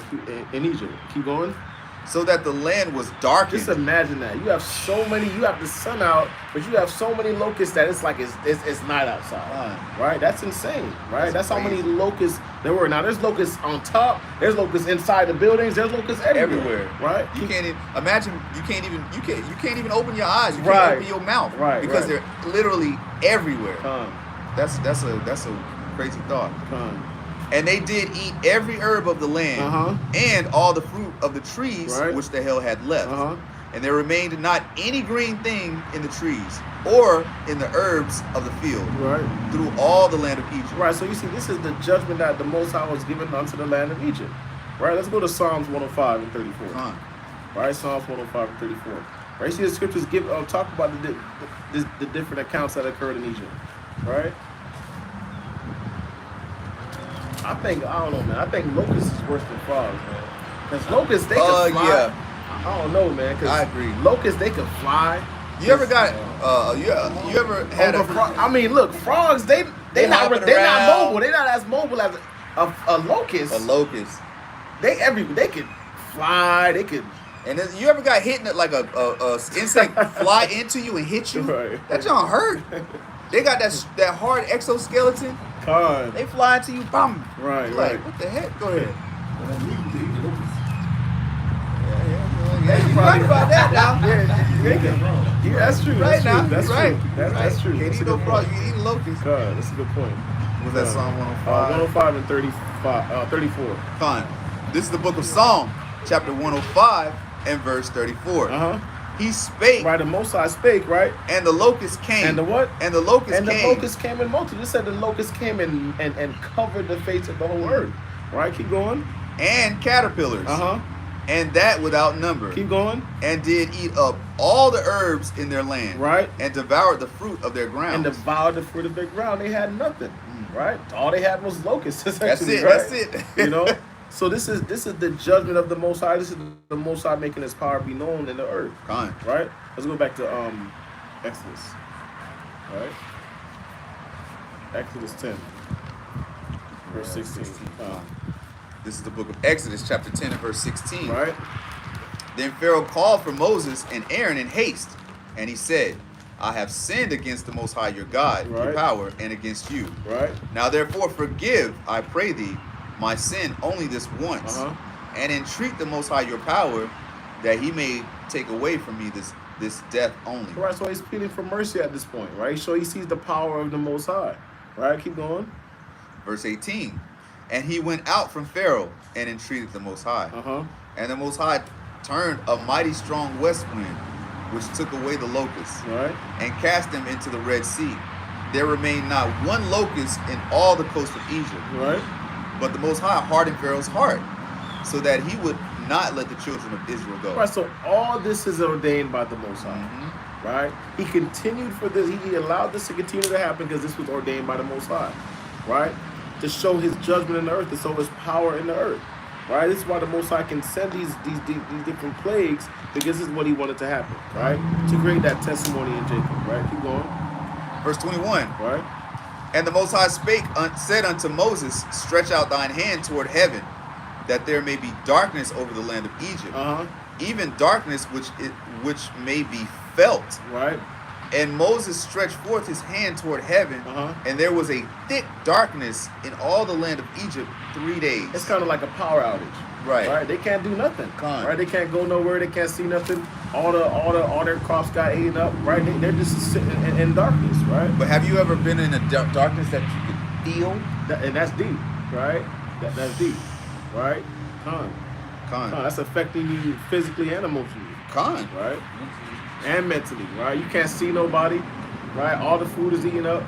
Right, this is done for 3 days. 3 days you straight. Got, right, I get a power outage after a hurricane. I'm saying like, oh man, you know what I'm saying? After 45 minutes, I'm kind of like, y'all got to come out here. You know what I'm saying? So, you know, this is the power and judgment of the Most High. Right? Keep going. Verse 23. They saw not one another. They couldn't even see each other. Right?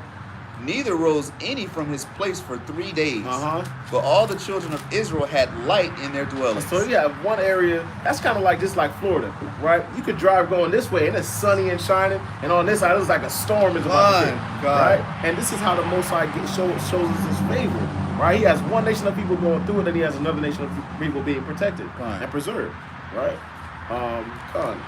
So let's go to verse 24. Verse 24. And Pharaoh called unto Moses and said, Go ye, serve the Most High. Right. Only let your flocks and your herds be stayed. Right. Let your little ones also go with you. Right. And Moses said, Thou must give us also sacrifices and burnt offerings, that we may sacrifice unto the Most High our power. Right. Our cattle also shall go with us. Right. So we saying no, like, because Moses already told him, everybody coming. Right. Right. And he's trying to leave a little bit of Israel left behind. No, we taking the cattle too, right? Keep going. There shall not an hoof be left behind. There's not one hoof that's going to be left behind. Not one, right? Not one cattle left behind. Keep going. It's lucky. For thereof must we take to serve the Most High our power, and we know not with what we must serve the Most High until we come thither. Right. But the Most High hardened Pharaoh's heart, and he would not let them go. Right. And Pharaoh said unto him, Get thee from me, take heed to thyself, see my face no more. Right. For in that day thou seest my face, thou shalt die. Right. And Moses said, Thou hast spoken well. I will see thy face again no more. All right, so Moses already had this understanding. He knew what was going on. He agreed with his adversary. He already agreed with his adversary, right? Because he understood that this was ultimately by the order of the Most High. His heart being hardened was by the order of the Most High, right? Verse 11. Chapter 11, verse 1. And the Most High said unto Moses, Yet will I bring one plague more upon Pharaoh and upon Egypt. Right. Afterwards he will let you go hence. When he shall let you go, he shall surely thrust you out hence altogether. Speak now in the ears of the people, and let every man borrow of his neighbor, and every woman of her neighbor jewels of silver, jewels of gold. And the Most High gave the people favor in the sight of the Egyptians.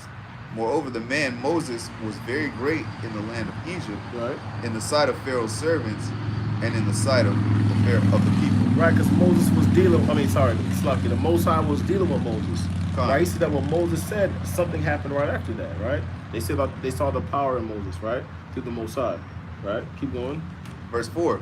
And Moses said, Thus saith the Most High, about midnight will I go out into the midst of Egypt, and all the firstborn in the land of Egypt shall die. Right. From the firstborn of Pharaoh that sitteth upon his throne. So his lineage, right? Keep going.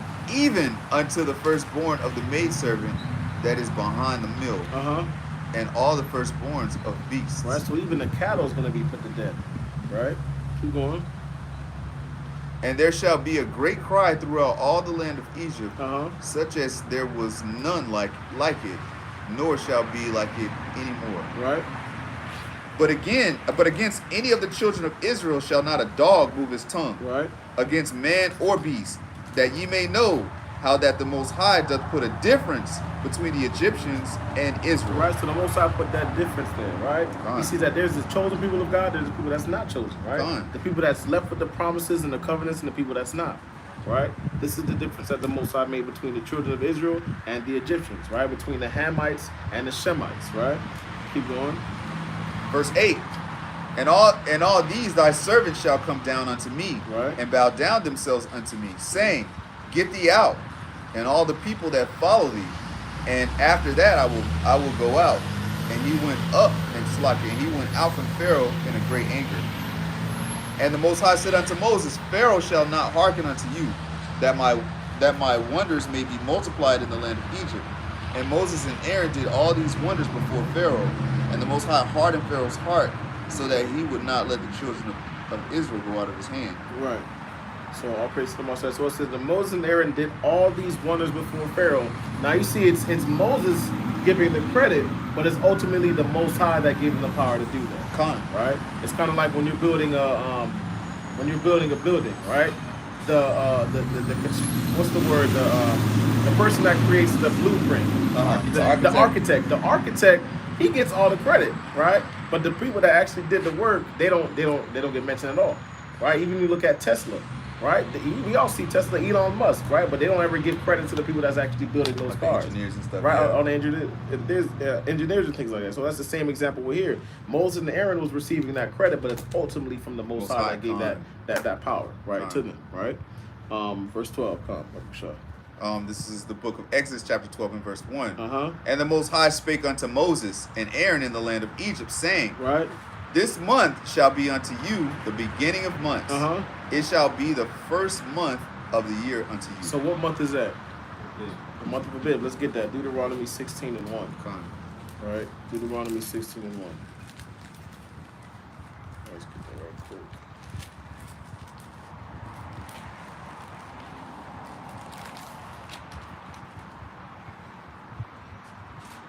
This is the book of Deuteronomy, chapter 16 and verse 1. Right. Observe the month of Abib, and keep the Passover unto the Most High thy power, for in the month of Abib the Most High thy power brought thee forth out of Egypt by night. Right, so this is the month of Abib that we're entering in. Right? Let's go back. Exodus 12 and 2. This is the book of Exodus, chapter 12 and verse 2. Right. This month shall be unto you the beginning of months. Right. It shall be the first month of the year to you. Speak ye unto all the congregation of Israel, saying, in the 10th day of this month they shall take to them every man a lamb, according to the house of their fathers, a lamb for an house. Right. And if the household be too little for the lamb, right, let him and his neighbor next unto his house take it according to the number of the souls. Right. Every man according to his eating shall make your count for the lamb. Right. So when you have a household, you don't want to get too much or too little, right? You want to get enough that's for that household. Right. Keep going. Verse 5. Your lamb shall be without blemish, right, a male of the first year. Ye shall take it out from the sheep or from the goats. Right. And ye shall keep it up until the 14th day of the same month. And the whole assembly of the congregation of Israel shall kill it in the evening. Right. And they shall take of the blood and strike it on the two side posts and on the upper doorposts of the houses wherein they shall eat it. Right. And they shall eat the flesh in that night. Roast with fire and unleavened bread, and with bitter herbs they shall eat it. Right. Eat not of it raw, right, nor sodden at all with water. So meaning you can't boil it, right? You're not trying to make a soup out of it, right? Keep going. But roast with fire.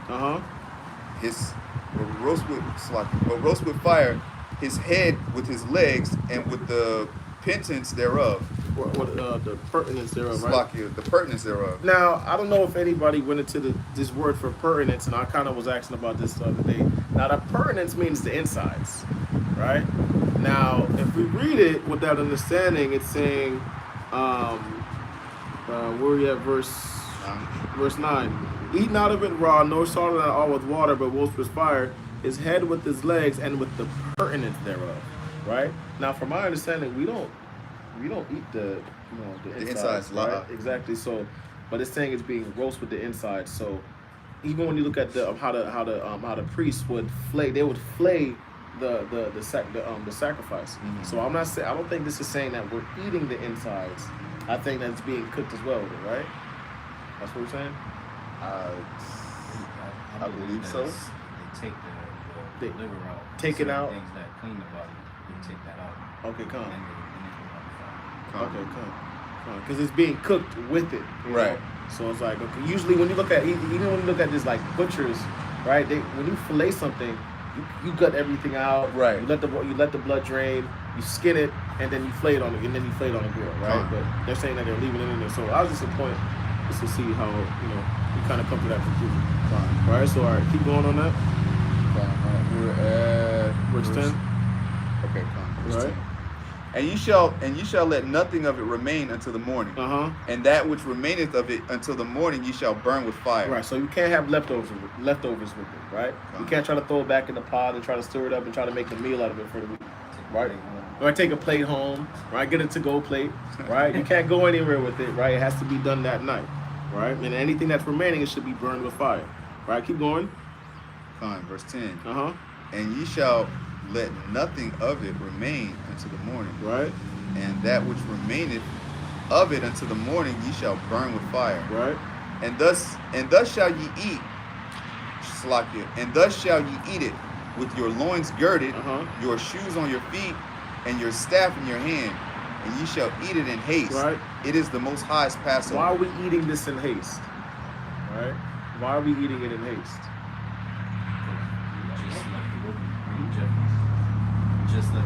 We just left Egypt. We just trying to get up out of there, right? We just trying to eat something and go, right? Just messed them up and left. Right, Con. Keep going on that. Con. And thus shall ye eat it with Salakia, verse 12. For I will pass through the land of Egypt this night, and will smite all the firstborn in the land of Egypt, right, both man and beast. Right. And against all the gods of Egypt I will execute judgment. Right. I am the Most High. And the blood shall be to you for a token upon the houses where you are. Right. And when I see the blood, I will pass over you, and the plague shall not be upon you to destroy you. Right. When I smite the land of Egypt. Right. All this day shall be unto you for a memorial, and ye shall keep it a feast to the Adawan. Therefore your generation of Salakia, throughout your generations, ye shall keep it a feast by an ordinance forever. Right. So we see that this is a feast that's still even being kept in the quote-unquote New Testament, right? Let's go to Luke 2 and 41. All right? Let's go to Luke 2 and 41. All right? Luke 2 and 41. This is the book of Luke, chapter 2 and verse 41. Now his parents went to Jerusalem every year at the feast of Passover. At the feast of Passover, right? He's talking about Yahushua's parents, right? So they kept the feast of the Passover as well because it was a perpetual covenant, right? A perpetual law that we have to keep. Right, let's go to John 2 and 23. All right, John 2 and 23. Let's see who else observed the Passover. Right? Say calm when you got it. John 2 and 23.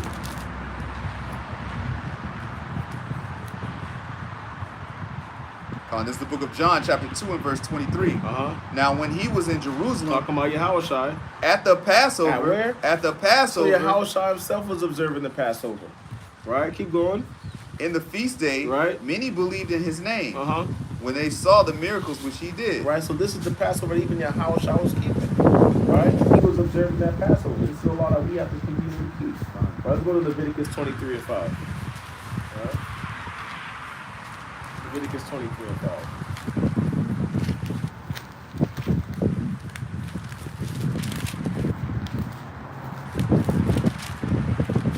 Fine. This is the book of Leviticus, chapter 23 and verse 5. In the 14th day of the first month, at even, is the Most High's Passover. Right, this is the Most High's Passover. This is a high holy day according to the Most High. Right, you see Yahushua keeping this, you see the disciples keeping it. This is a commandment that we still need to observe to this day. Right? Come, you can go back.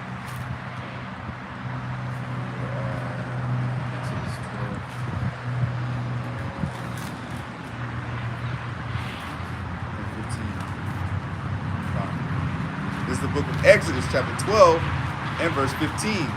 7 days shall ye eat unleavened bread. Right. Even the first day ye shall put away leaven out of your houses. Right. For whosoever eateth leavened bread for the first day until the 7th day, that soul shall be cut off from Israel. So who's kept the Passover here? Everybody kept the Passover? Alright, so man, the first time I kept the Passover, that was tough. I didn't realize how much leaven is in everything, man. Right? Like, you gotta look at the box. There's like leaven in everything, man. Right? It was like my first go around. It was not bad. I made it work, you know, but it shows you like, okay, you got to get everything out, you know, and a lot of things have leaven that you would, it's called a leavening agent, right? It won't even be the leaven, it's a leavening agent that's in certain things, right, that we had to be careful for. But all praises for the knowledge that the brothers was able to give out, and different things that we can eat as a substitute and what to watch out for, you know. So all praises to the Most High. Verse 16. And in the first day there shall be an holy convocation, and in the seventh day there shall be an holy convocation too. No manner of work shall be done in them, save that which every man must eat, that only may be done of you. And ye shall observe the feast of unleavened bread, for in this selfsame day have I brought you your armies out of the land of Egypt. Therefore shall ye observe this day in your generations by the ordinance forever. In the first month of the 14th day of the month at even, ye shall eat unleavened bread until the 21st day of the month at even. 7 days shall be slack. 7 days shall there be no leaven found in your houses. For whosoever eateth that which is leavened, even that soul shall be cut off from the congregation of Israel. Wherefore, slack. I'm gonna start back at 19. 7 days shall there be no leaven found in your houses. For whosoever eateth that which is leavened, even that soul shall be cut off from the congregation of Israel, whether he be a stranger or born in the land. Ye shall eat nothing leavened. In all your habitations shall ye eat unleavened bread. Then Moses called for all the elders of Israel and said unto them, draw out and take your lamb according to your families and kill the Passover. And ye shall take a bunch of hyssop and dip it in the blood that is in the basin, and strike the lintel and the two side posts with the blood that is in the basin. And none of you shall go out at the door of the house until the morning. For the Most High will pass through to smite the Egyptians. And when he seeth the blood upon the lintel and on the two side posts, the Most High will pass over the door, and will not suffer the destroyer to come in unto your houses to smite you. So who's that destroyer? Besides angel. That's Yahushua, right? Yahushua, right? Yahushua was the one that was executing these judgments. You understand that the Most High is pretty spiritual vengeance, right? Yahushua is an angel himself, right? So he was giving out that judgment, right?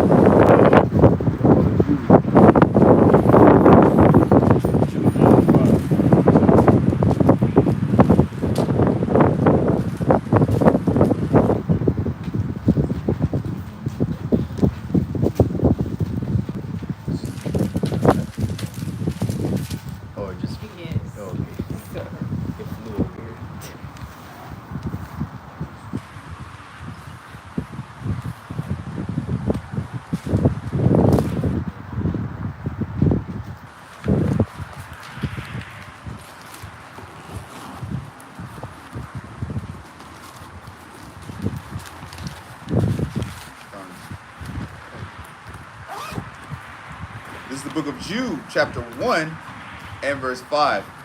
I will therefore put you in remembrance, though ye once knew this, how that the Most High, having saved the people out of the land of Egypt, afterward destroyed them that believe not. So the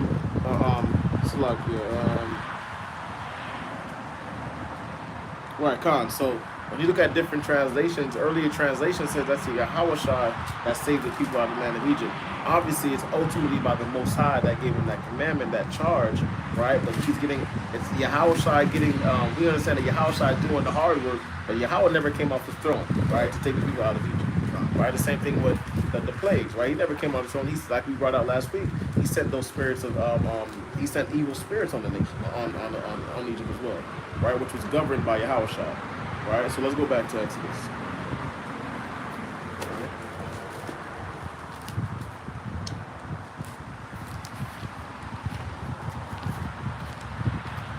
Exodus 12 and 23. 23. Come. You can read that again. Come. This is the book of Exodus, chapter 12 and verse 23. Right. For the Most High will pass through to smite the Egyptians, Uh-huh. and when he seeth the blood upon the lintel and on the two side posts, the Most High will pass over the door and will not suffer the destroyer to come in unto you to your houses to smite you. Right. And ye shall observe this thing for an ordinance to thee and to thy sons forever. Right. And it shall come to pass, when ye be come to the land which the Most High will give you, according as he had promised, that ye shall keep this service. Right. And it shall come to pass, when your children shall say unto you, what mean ye by this service? When your children shall say unto you, what mean ye by these service? Why are you doing this, right? All right, why are you putting the blood on the doorpost, right? Why are you doing this? Right, this applies with everything that we do when it comes to the law, statutes, and commandments. When your children ask you why you wearing your fringes, right? Why can't we buy or sell on the Sabbath day? Right? Why are you always keeping your beard growing out? Why can't we buy anything with pork or shrimp, crab, and lobster? Right? When they ask these questions, we have to be able to give that answer. Right. Right? We have to train up a child the way he should go when they ask these questions. Right? Let's go to Deuteronomy 6 and 7. All right, Deuteronomy 6 and 7. Actually, why are you doing this service? All right. Deuteronomy 6 and 7. Right, we have to teach our children the way these things. Right, Deuteronomy 6 and 7. God, this is the book of Deuteronomy, chapter 6 and verse 7. And thou shalt teach them diligently unto thy children, right, and shalt talk of them when thou sittest in thine house, and when thou walkest by the way, right, and when thou liest down, and when thou risest up. We should always be teaching our kids these laws, statutes, commandments. Right, the things that the Most High did for the children of Israel.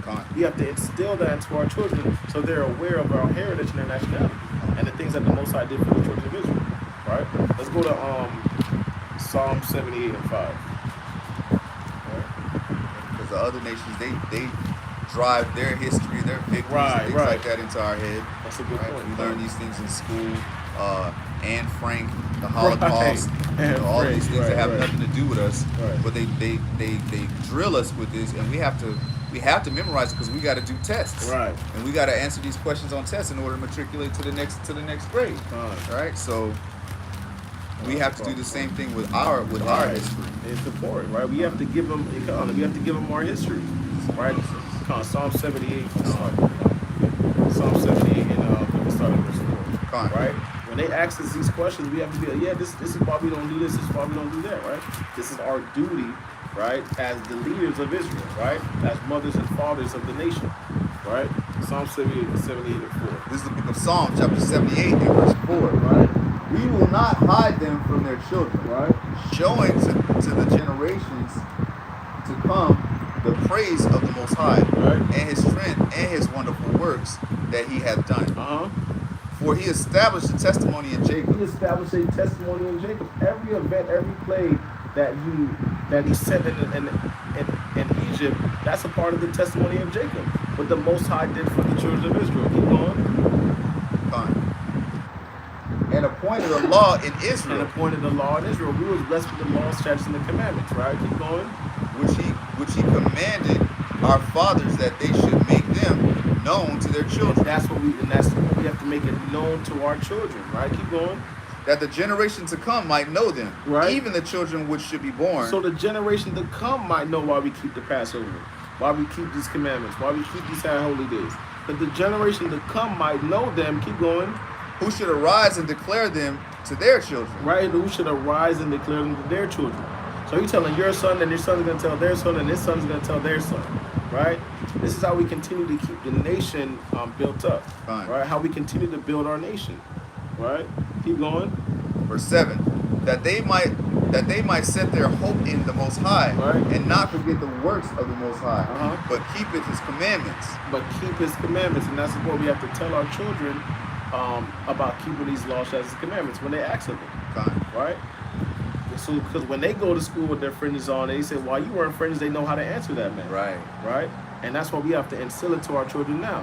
Right. This is what we're supposed to be raising our children up in. Right. You got a lot of people say, "Well, I celebrate Christmas for the children." They don't even know what it means. Right. No clue. Right. Like they're not going to miss out on something they don't even understand. Right. So why not give them the law, statutes, and commandments? Right. Give them something righteous. Right. Let me get Deuteronomy, Proverbs 22 and 6. Proverbs 22:6. All right, we have to train up a child the way he should go. Right, we have to give him the right commandment. Right, right. Proverbs 22:6. This is the book of Proverbs, chapter 22 and verse 6. Uh-huh. Train up a child in the way he should go, Uh-huh. and when he is old, he will not depart from it. All right, so we have to teach our children these things while they're young. Right? We have to condition our children, right? To let them know, okay, this is the law, statutes, and commandments. Right? Honor your father and your mother, things of that nature, right? This is why we keep the Sabbath day. Right? This is our duty as men and women of the children of Israel. Right? Let's go to Genesis 18 and 19. All right? We have to be able to give that commandment when it's asking us. All right? Genesis 18 and 19.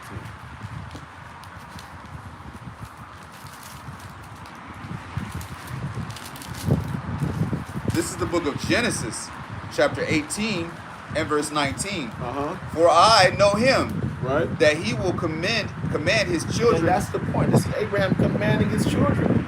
Right? We have to command our children to keep these laws, statutes, and commandments, to keep these high holy days, to stay in these scriptures, right? We have to command our children. Keep going. Salakia. Genesis 18 and 19. Sorry. For I know him, Right. that he will command his children Right. and his household after So you him. command your children, you command your household. Right? Giving them the law, statutes, and commandments. Right? Keep going. And they shall keep the way of the Most They High, shall keep the way of the Most High. Following this law, statutes, and commandments. Keep going. to do justice and judgment, that the Most High may bring upon Abraham that which he hath spoken of me. Right, so this is what we have to do. We have to follow that example of commanding our household, commanding our children, and keeping these laws, statutes, and commandments. Right?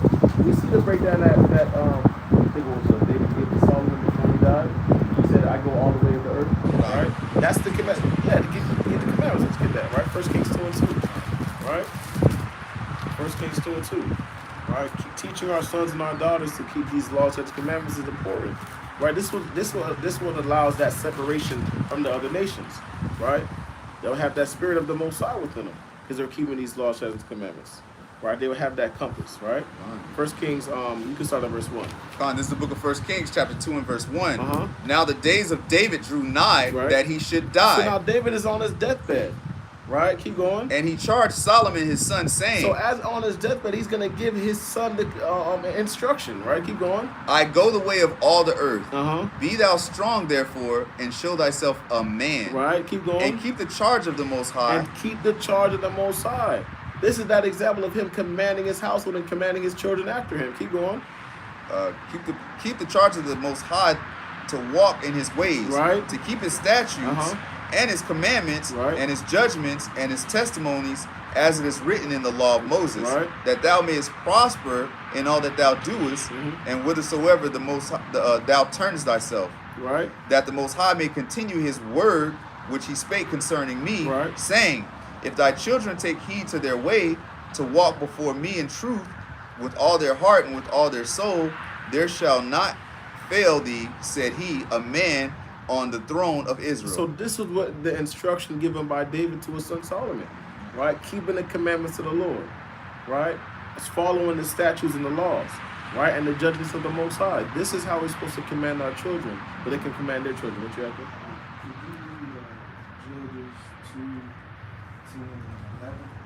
Judges 2:10.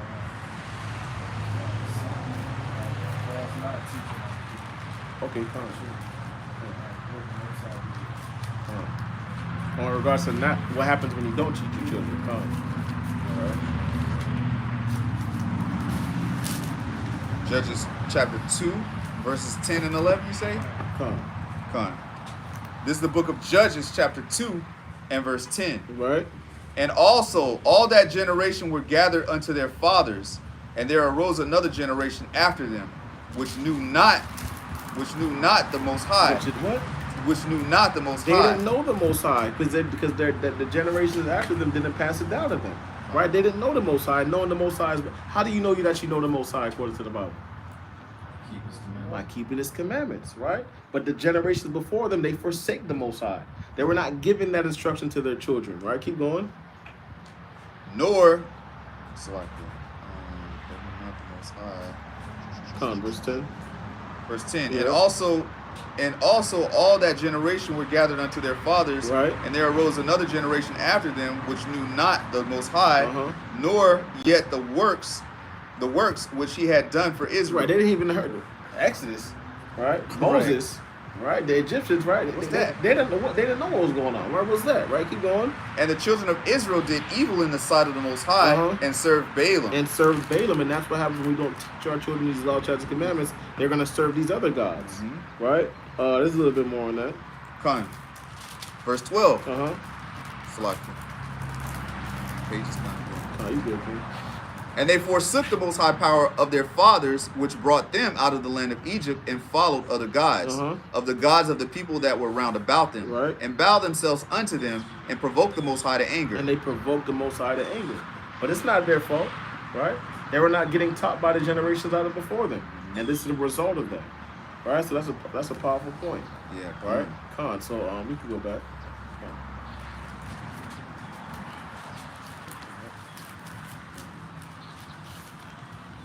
Exodus 11, verse 26. We can start there. 11. I'm sorry, Slocky. Come on. Exodus 12, verse 26. This is the book of Exodus, chapter 12, and verse 26. And it shall come to pass, when your children shall say unto you, what mean ye by this service? Right. That ye shall say, it is the sacrifice of the Most High's Passover, who passed over the houses of the children of Israel in Egypt, when he smote the Egyptians and delivered our houses. And the people bowed the head in worship. And the children of Israel went away, and did as the Most High had commanded Moses and Aaron, so did they. And it came to pass that at midnight the Most High smote all the firstborn in the land of Egypt, from the firstborn of Pharaoh that sat on his throne, unto the firstborn of the captive that was in the dungeon, and all the firstborn of cattle. Right. And Pharaoh rose up in the night, he and all his servants, and all the Egyptians, and there was a great cry in Egypt, for there was not a house where there was not one dead. Right. Wow. And he called for Moses and Aaron by night, and said, rise up, and get ye forth from among my people, both ye and the children of Israel, and go serve your Lord as ye have said. Right. Also take your flocks and your herds, as ye have said, and be gone, and bless me also. And the Egyptians were urgent upon the people, that they might send them out of the land in haste, for they said, we be all dead men. Right. So if they don't get out of here, we all gonna die. Fine. Right. Keep going. And the people took their dough before it was leavened, their kneading troughs being bound up in their clothes upon their shoulders. And the children of Israel did according to the word of Moses, and they borrowed of the Egyptians jewels of silver and jewels of gold and raiment. And the Most High gave the people favor in the sight of the Egyptians, so that they lent unto them such things as they required. And they spoiled the Egyptians. And the children of Israel sojourned from and the children of Israel sojourned. Oh, I'm sorry. I'm going off. And the children of Israel journeyed from Ramses to Succoth, about 600,000 on foot that were men and men beside children. Right. And a mixed multitude went up also with them, and flocks and herds, even very much cattle. Right. So it's not just the Israelites and the Egyptians in Egypt. There were different nations as well. Different nations there as well. Now you talk about the mixed multitude. That mixed multitude was eventually destroyed. Right. Fine. So do I have to bring that out? Are we good on that? Right. Bring it out. Okay, come on. Let's go. Let's deal with that mixed multitude, because a lot of people try to say there was a mixed multitude of Israel. They got the law. They got the law too, right? Let's deal with that. Let's go to Numbers 11 and 4. Fine. Right. Let's go to Numbers 11 and 4. Numbers 11 and 4. All right. Let's see what happened to that mixed multitude that came out with Israel. Right. This is the book of Numbers, chapter 11 and verse 4. And the mixed multitude that was among them fell a-lusting. Remember that. The mixed multitude fell a-lusting. Keep going. And the children of Israel also wept again and said, who shall give us flesh to eat? So the children of Israel fell a-lusting. Let's see what happened. The mixed multitude fell a-lusting. Let's see what happened to them, to the mixed multitude that fell a-lusting. Let's go to Numbers 11 in the same chapter, verse 33. Fine. This is the book of Numbers, chapter 11 and verse 33. And while the flesh was yet between their teeth, ere it was chewed, the wrath of the Most High was kindled against the people. And the Most High smote the people with a very great plague. Right. And he called the name of that place Kibroth Hatavat. Right. Because there they buried the people that lusted. The who? That lusted. The people that lusted was the mixed multitude. So that mixed multitude got destroyed. Fine. Right? They didn't receive no covenant. They didn't receive any law. They just saw Israel coming out of there and said, let's get out of there too. Right? That's all that was, right? It's another example of the other nations cleaving to the nation of Israel. Fine. Right? So let's go back to Exodus. All right. Exodus 12 and 38. This is the book of Exodus chapter 12 and verse 38. And the mixed multitude went up also with them, and flocks and herds, even very much cattle. And they baked unleavened cakes of the dough which they brought forth out of Egypt, for it was not leavened, because they were thrust out of Egypt, and could not tarry, neither had they prepared for themselves any victual. Right. Now the sojourning of the children of Israel who dwelt in Egypt was 430 years. And it came to pass at the end of 430 years, even the selfsame day it came to pass that all the hosts of the Most High went out from the land of Egypt. Right. It was a night to be much observed unto the Most High for bringing them out from the land of Egypt. This is that night of the Most High to be observed of all the children of Israel in their generations. Right. And the Most High said unto Moses and Aaron, this is the ordinance of the Passover. There shall no stranger eat thereof. So this stranger right here, in that Hebrew word, is ben nakar, right? Dealing with the heathen, dealing with another nation. That's where that word for stranger, right? So the strangers cannot eat the Passover, right? Keep going. And the Most High said unto Moses and Aaron, this is the ordinance of the Passover. There shall no stranger eat thereof. Right. But every man's servant that is bought for money, when thou hast circumcised him, then shall he eat thereof. Right. A foreigner and an hired servant shall not eat thereof. So just do another two examples. You have the servant, you have a Hebrew servant that is bought for money. When thou hast circumcised him, then he shall eat thereof. Then there's a foreigner, and hired servant shall not eat thereof. Still two different people, right? Keep going. A foreigner and an hired servant shall not eat thereof. Right. In one house carry forth aught of the flesh abroad out of the house. Read that again. In one house shall it be eaten. Right. Thou shalt not carry forth aught of the flesh abroad out of the house, neither shall ye break a bone thereof. Right. All the congregation of Israel shall keep it. Right. So this is for all the congregation of Israel. Keep going. And when a stranger shall sojourn with thee, and will keep the Passover to the Most High, let all his males be circumcised, and then let him come near and keep it. And he shall be as one that is born in the land. For no uncircumcised person shall eat thereof. Right, so it says in verse 43, it says the Passover, a stranger can't eat the Passover. But in the verse 48, a stranger just can get circumcised and not keep the Passover. Is that what that's saying? Right? There's two different strangers, right? You have the stranger of the other nations, which is Ben Nakar, and strangers of the of your own people, which is Gar, right? Let's get an example, because you're an Israelite can also be referred to as a stranger. Let's go to Leviticus 25 and 35. All right, Leviticus 25 and 35.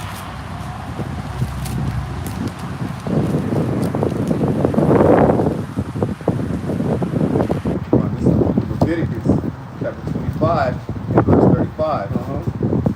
And if thy brother be waxing poor and fallen in decay with thee, Right.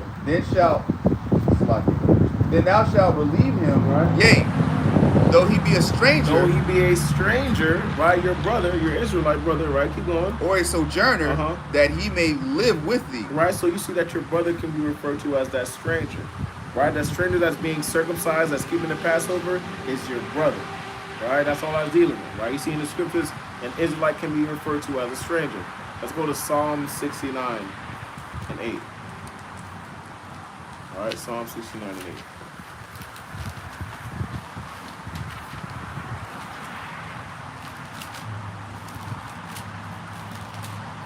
Fine. This is the book of Psalm, chapter 69 and verse 8. I am become a stranger unto my brethren. Right, become a stranger unto my brethren. Right, when we leave these laws, statutes, and commandments, right, we become a stranger to our brethren. Keep going. It's like, this is 608. I am become a stranger unto my brethren and an alien unto my mother's children. Right, so we can be a stranger. Your Israelite brother can be a stranger, right, according to the Bible, right? So let's go back to Exodus. You got two different words for stranger. You got Ben Nakar dealing with the other nations, and you have Gar dealing with the Israelite brother, right? That stranger that's being referenced in verse 43. That same stranger you can give them roadkill, right? That same stranger you can possess as your possession, right? It's not dealing with the stranger of your own kinsman, as dealing with the stranger of the other nations, right? All right. So verse 49. Exodus 12, verse 49. That's the book of Exodus, chapter 12 and verse 49. Right. One law shall be to him that is homeborn, Right. and unto the stranger that sojourneth among you. Right. Thus did all the children of Israel, as the Most High commanded Moses and Aaron, so did they. Right. And it came to pass the selfsame day that the Most High did bring the children of Israel out of the land of Egypt by their armies. Right. So all praise to the Most High. So we get the understanding that when you call someone stranger, it's like we do that today, right? They say if I'm Haitian, right? I'm a Levite. Since I'm born in Haiti, they say I'm a Yank, right? Because I was not born native to the land, right? That's what they say to a lot of people that's not born in the native land. They say that brother's a stranger, right? You know, he was assimilated. He's assimilated to the area that he was born in, not his native indigenous land, right? So that's just another modern day example of that. All right, so let's go to Exodus 13:1. This is the book of Exodus, chapter 13 and verse 1. Right. And the Most High spake unto Moses, saying, Sanctify unto me all the firstborn, whatsoever open the womb among the children of Israel, both of man and of beast, it is mine. Right. And Moses said unto the people, Remember this day in which ye came out from Egypt, out of the house of bondage, Right. for by strength of hand the Most High brought you out from this place. There shall no leavened bread be eaten. This day came ye out in the month of Abib, and it shall be when the Most High shall bring thee into the land of the Canaanites and the Hivites and the Amorites and the and it shall be when the Most High shall bring thee into the land of the Canaanites and the Hittites and the Amorites and the Hivites and the Jebusites, which he sware unto thy fathers to give thee, a land flowing with milk and honey, that thou shalt keep this service in this month. 7 days thou shalt eat unleavened bread, and in the seventh day shall be a feast to the Most High. Unleavened bread shall be eaten 7 days, and there shall no leavened bread be seen with thee. Neither shall there be leaven seen with thee in all thy quarters. And thou shalt show thy son in that day, saying, This is done because of that which the Most High did unto me when I came forth out of Egypt. Right. And it shall be for a sign unto thee upon thine hand, and for a memorial between thine eyes, that the Most High's law may be in thy mouth. For with a strong hand hath the Most High brought thee out of Egypt. Thou shalt therefore keep this ordinance in his season from year to year. And it shall be when the Most High shall bring thee into the land of the Canaanites, as he sware unto thee and to thy fathers, and shall give it thee, that thou shalt set apart unto the Most High all that openeth the matrix, and every firstling that cometh of a beast which thou hast, the males shall be the Most High's. Right. And every firstling of an donkey thou shalt redeem with a lamb, and if thou wilt not redeem it, then thou shalt break his neck. And all thy firstborn of man among the children shalt thou redeem. Right. And it shall be when thy son asketh thee in the time to come, saying, What is this? That thou shalt say unto him, By strength of hand the Most High brought us out from Egypt, from the house of bondage. And it came to pass, when Pharaoh would hardly let us go, the Most High slew all the firstborn in the land of Egypt, both the firstborn of man and the firstborn of beast. Therefore I sacrifice to the Most High all that openeth the matrix, being males, Right. but all the firstborn of my children I redeem. And it shall and it shall be for a token upon thine hand, and for frontlets between thine eyes, for by strength of hand the Most High brought us forth out of Egypt. That's the portion. All praise to the Most Son. High. All praise to the Most High. All praise to the Most High. To the power of Abraham, Isaac, and Jacob. That's a powerful portion. All praises, we was able to keep the portion of peace. I don't know if y'all seen, we had 12 sitting in the cut over there. Yeah, I seen that. Right? Con. But, you know, the righteous shall never be removed, right? So all praise to the Most High, you know, powerful class, powerful portion. You know, as we go over every time, what did we learn today during the portion? What did we take from the class, the portion? What did we take from today? Separation is good. That's right. Separation is good. That's right. That's right. What else did we learn?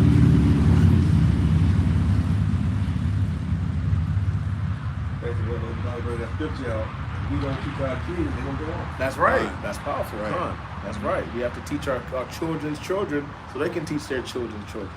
Right. So right. So the testimony of the Most High, they won't forget. They said that we go to the brother officer brought out in Judges. I know Joshua. And Judges, they forgot the works of the Lord. Con. They haven't even heard of an Exodus or of Moses or the 10 plagues that the Most High sent on the children of Israel. Right. That's why it's our duty to be able to give that testimony back to our children, so they know why we do these things. Right. That's a powerful point. Right. What else? That a mixed multitude is destroyed. You cannot let a Christian try to go there and say, "See, look, there was a mixed multitude. What happened to the mixed multitude?" Right. So, you know, the mixed multitude will destroy it. All right, by Shek Yahusha. Right. One more. What else did we do? What happened, King?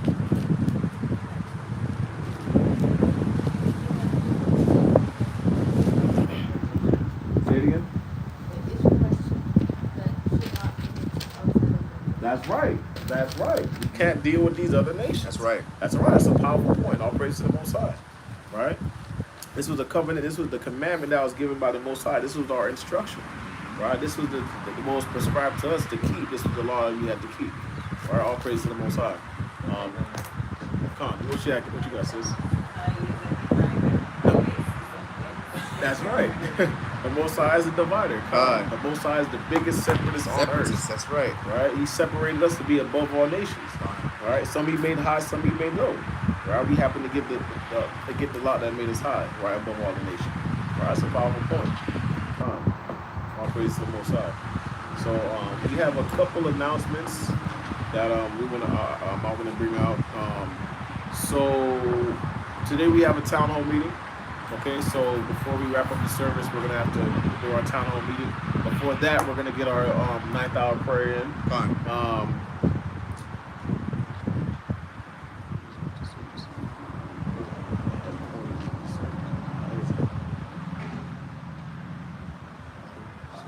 I guess that's it. Yeah, service. So Tuesday we have the Bringing Out radio show, right? Definitely want to tune into that. Wednesday we have the Wednesday wisdom class, right? And Thursday we have the soldiers class. Just basically just going into more participation and things like that. Check into the live stream if you can. Friday we also have the history class. Saturday we have the Torah portion, and Sunday we have life and death, right? Does anybody also another thing? Does anybody have any prayer requests that we can kind of send up as well before we send up the 9th hour prayer? Anybody have any specific prayer requests? Alright, so we're still praying also for Kadash's mom. She's not necessarily in critical condition.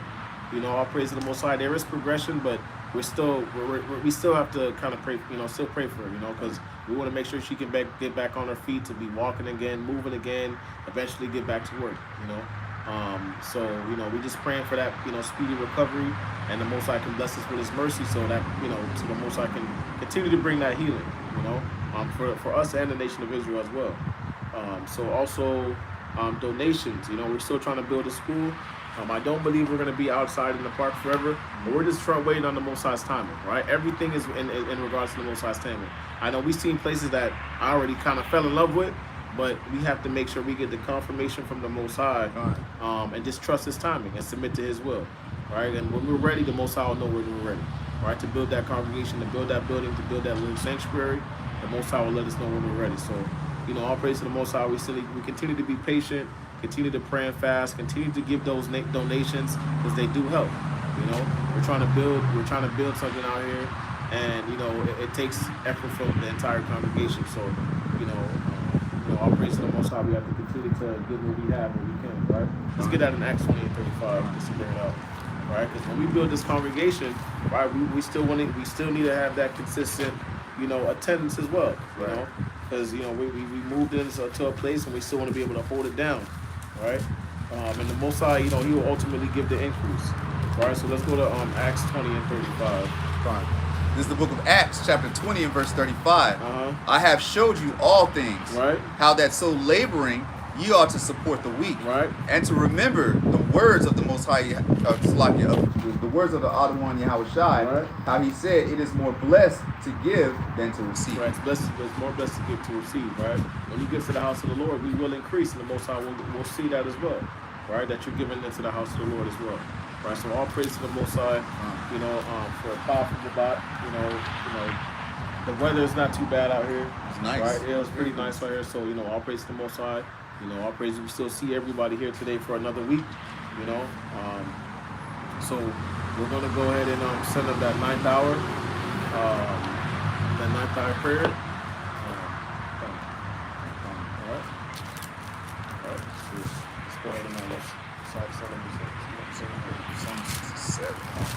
all right, so let's just rise and face the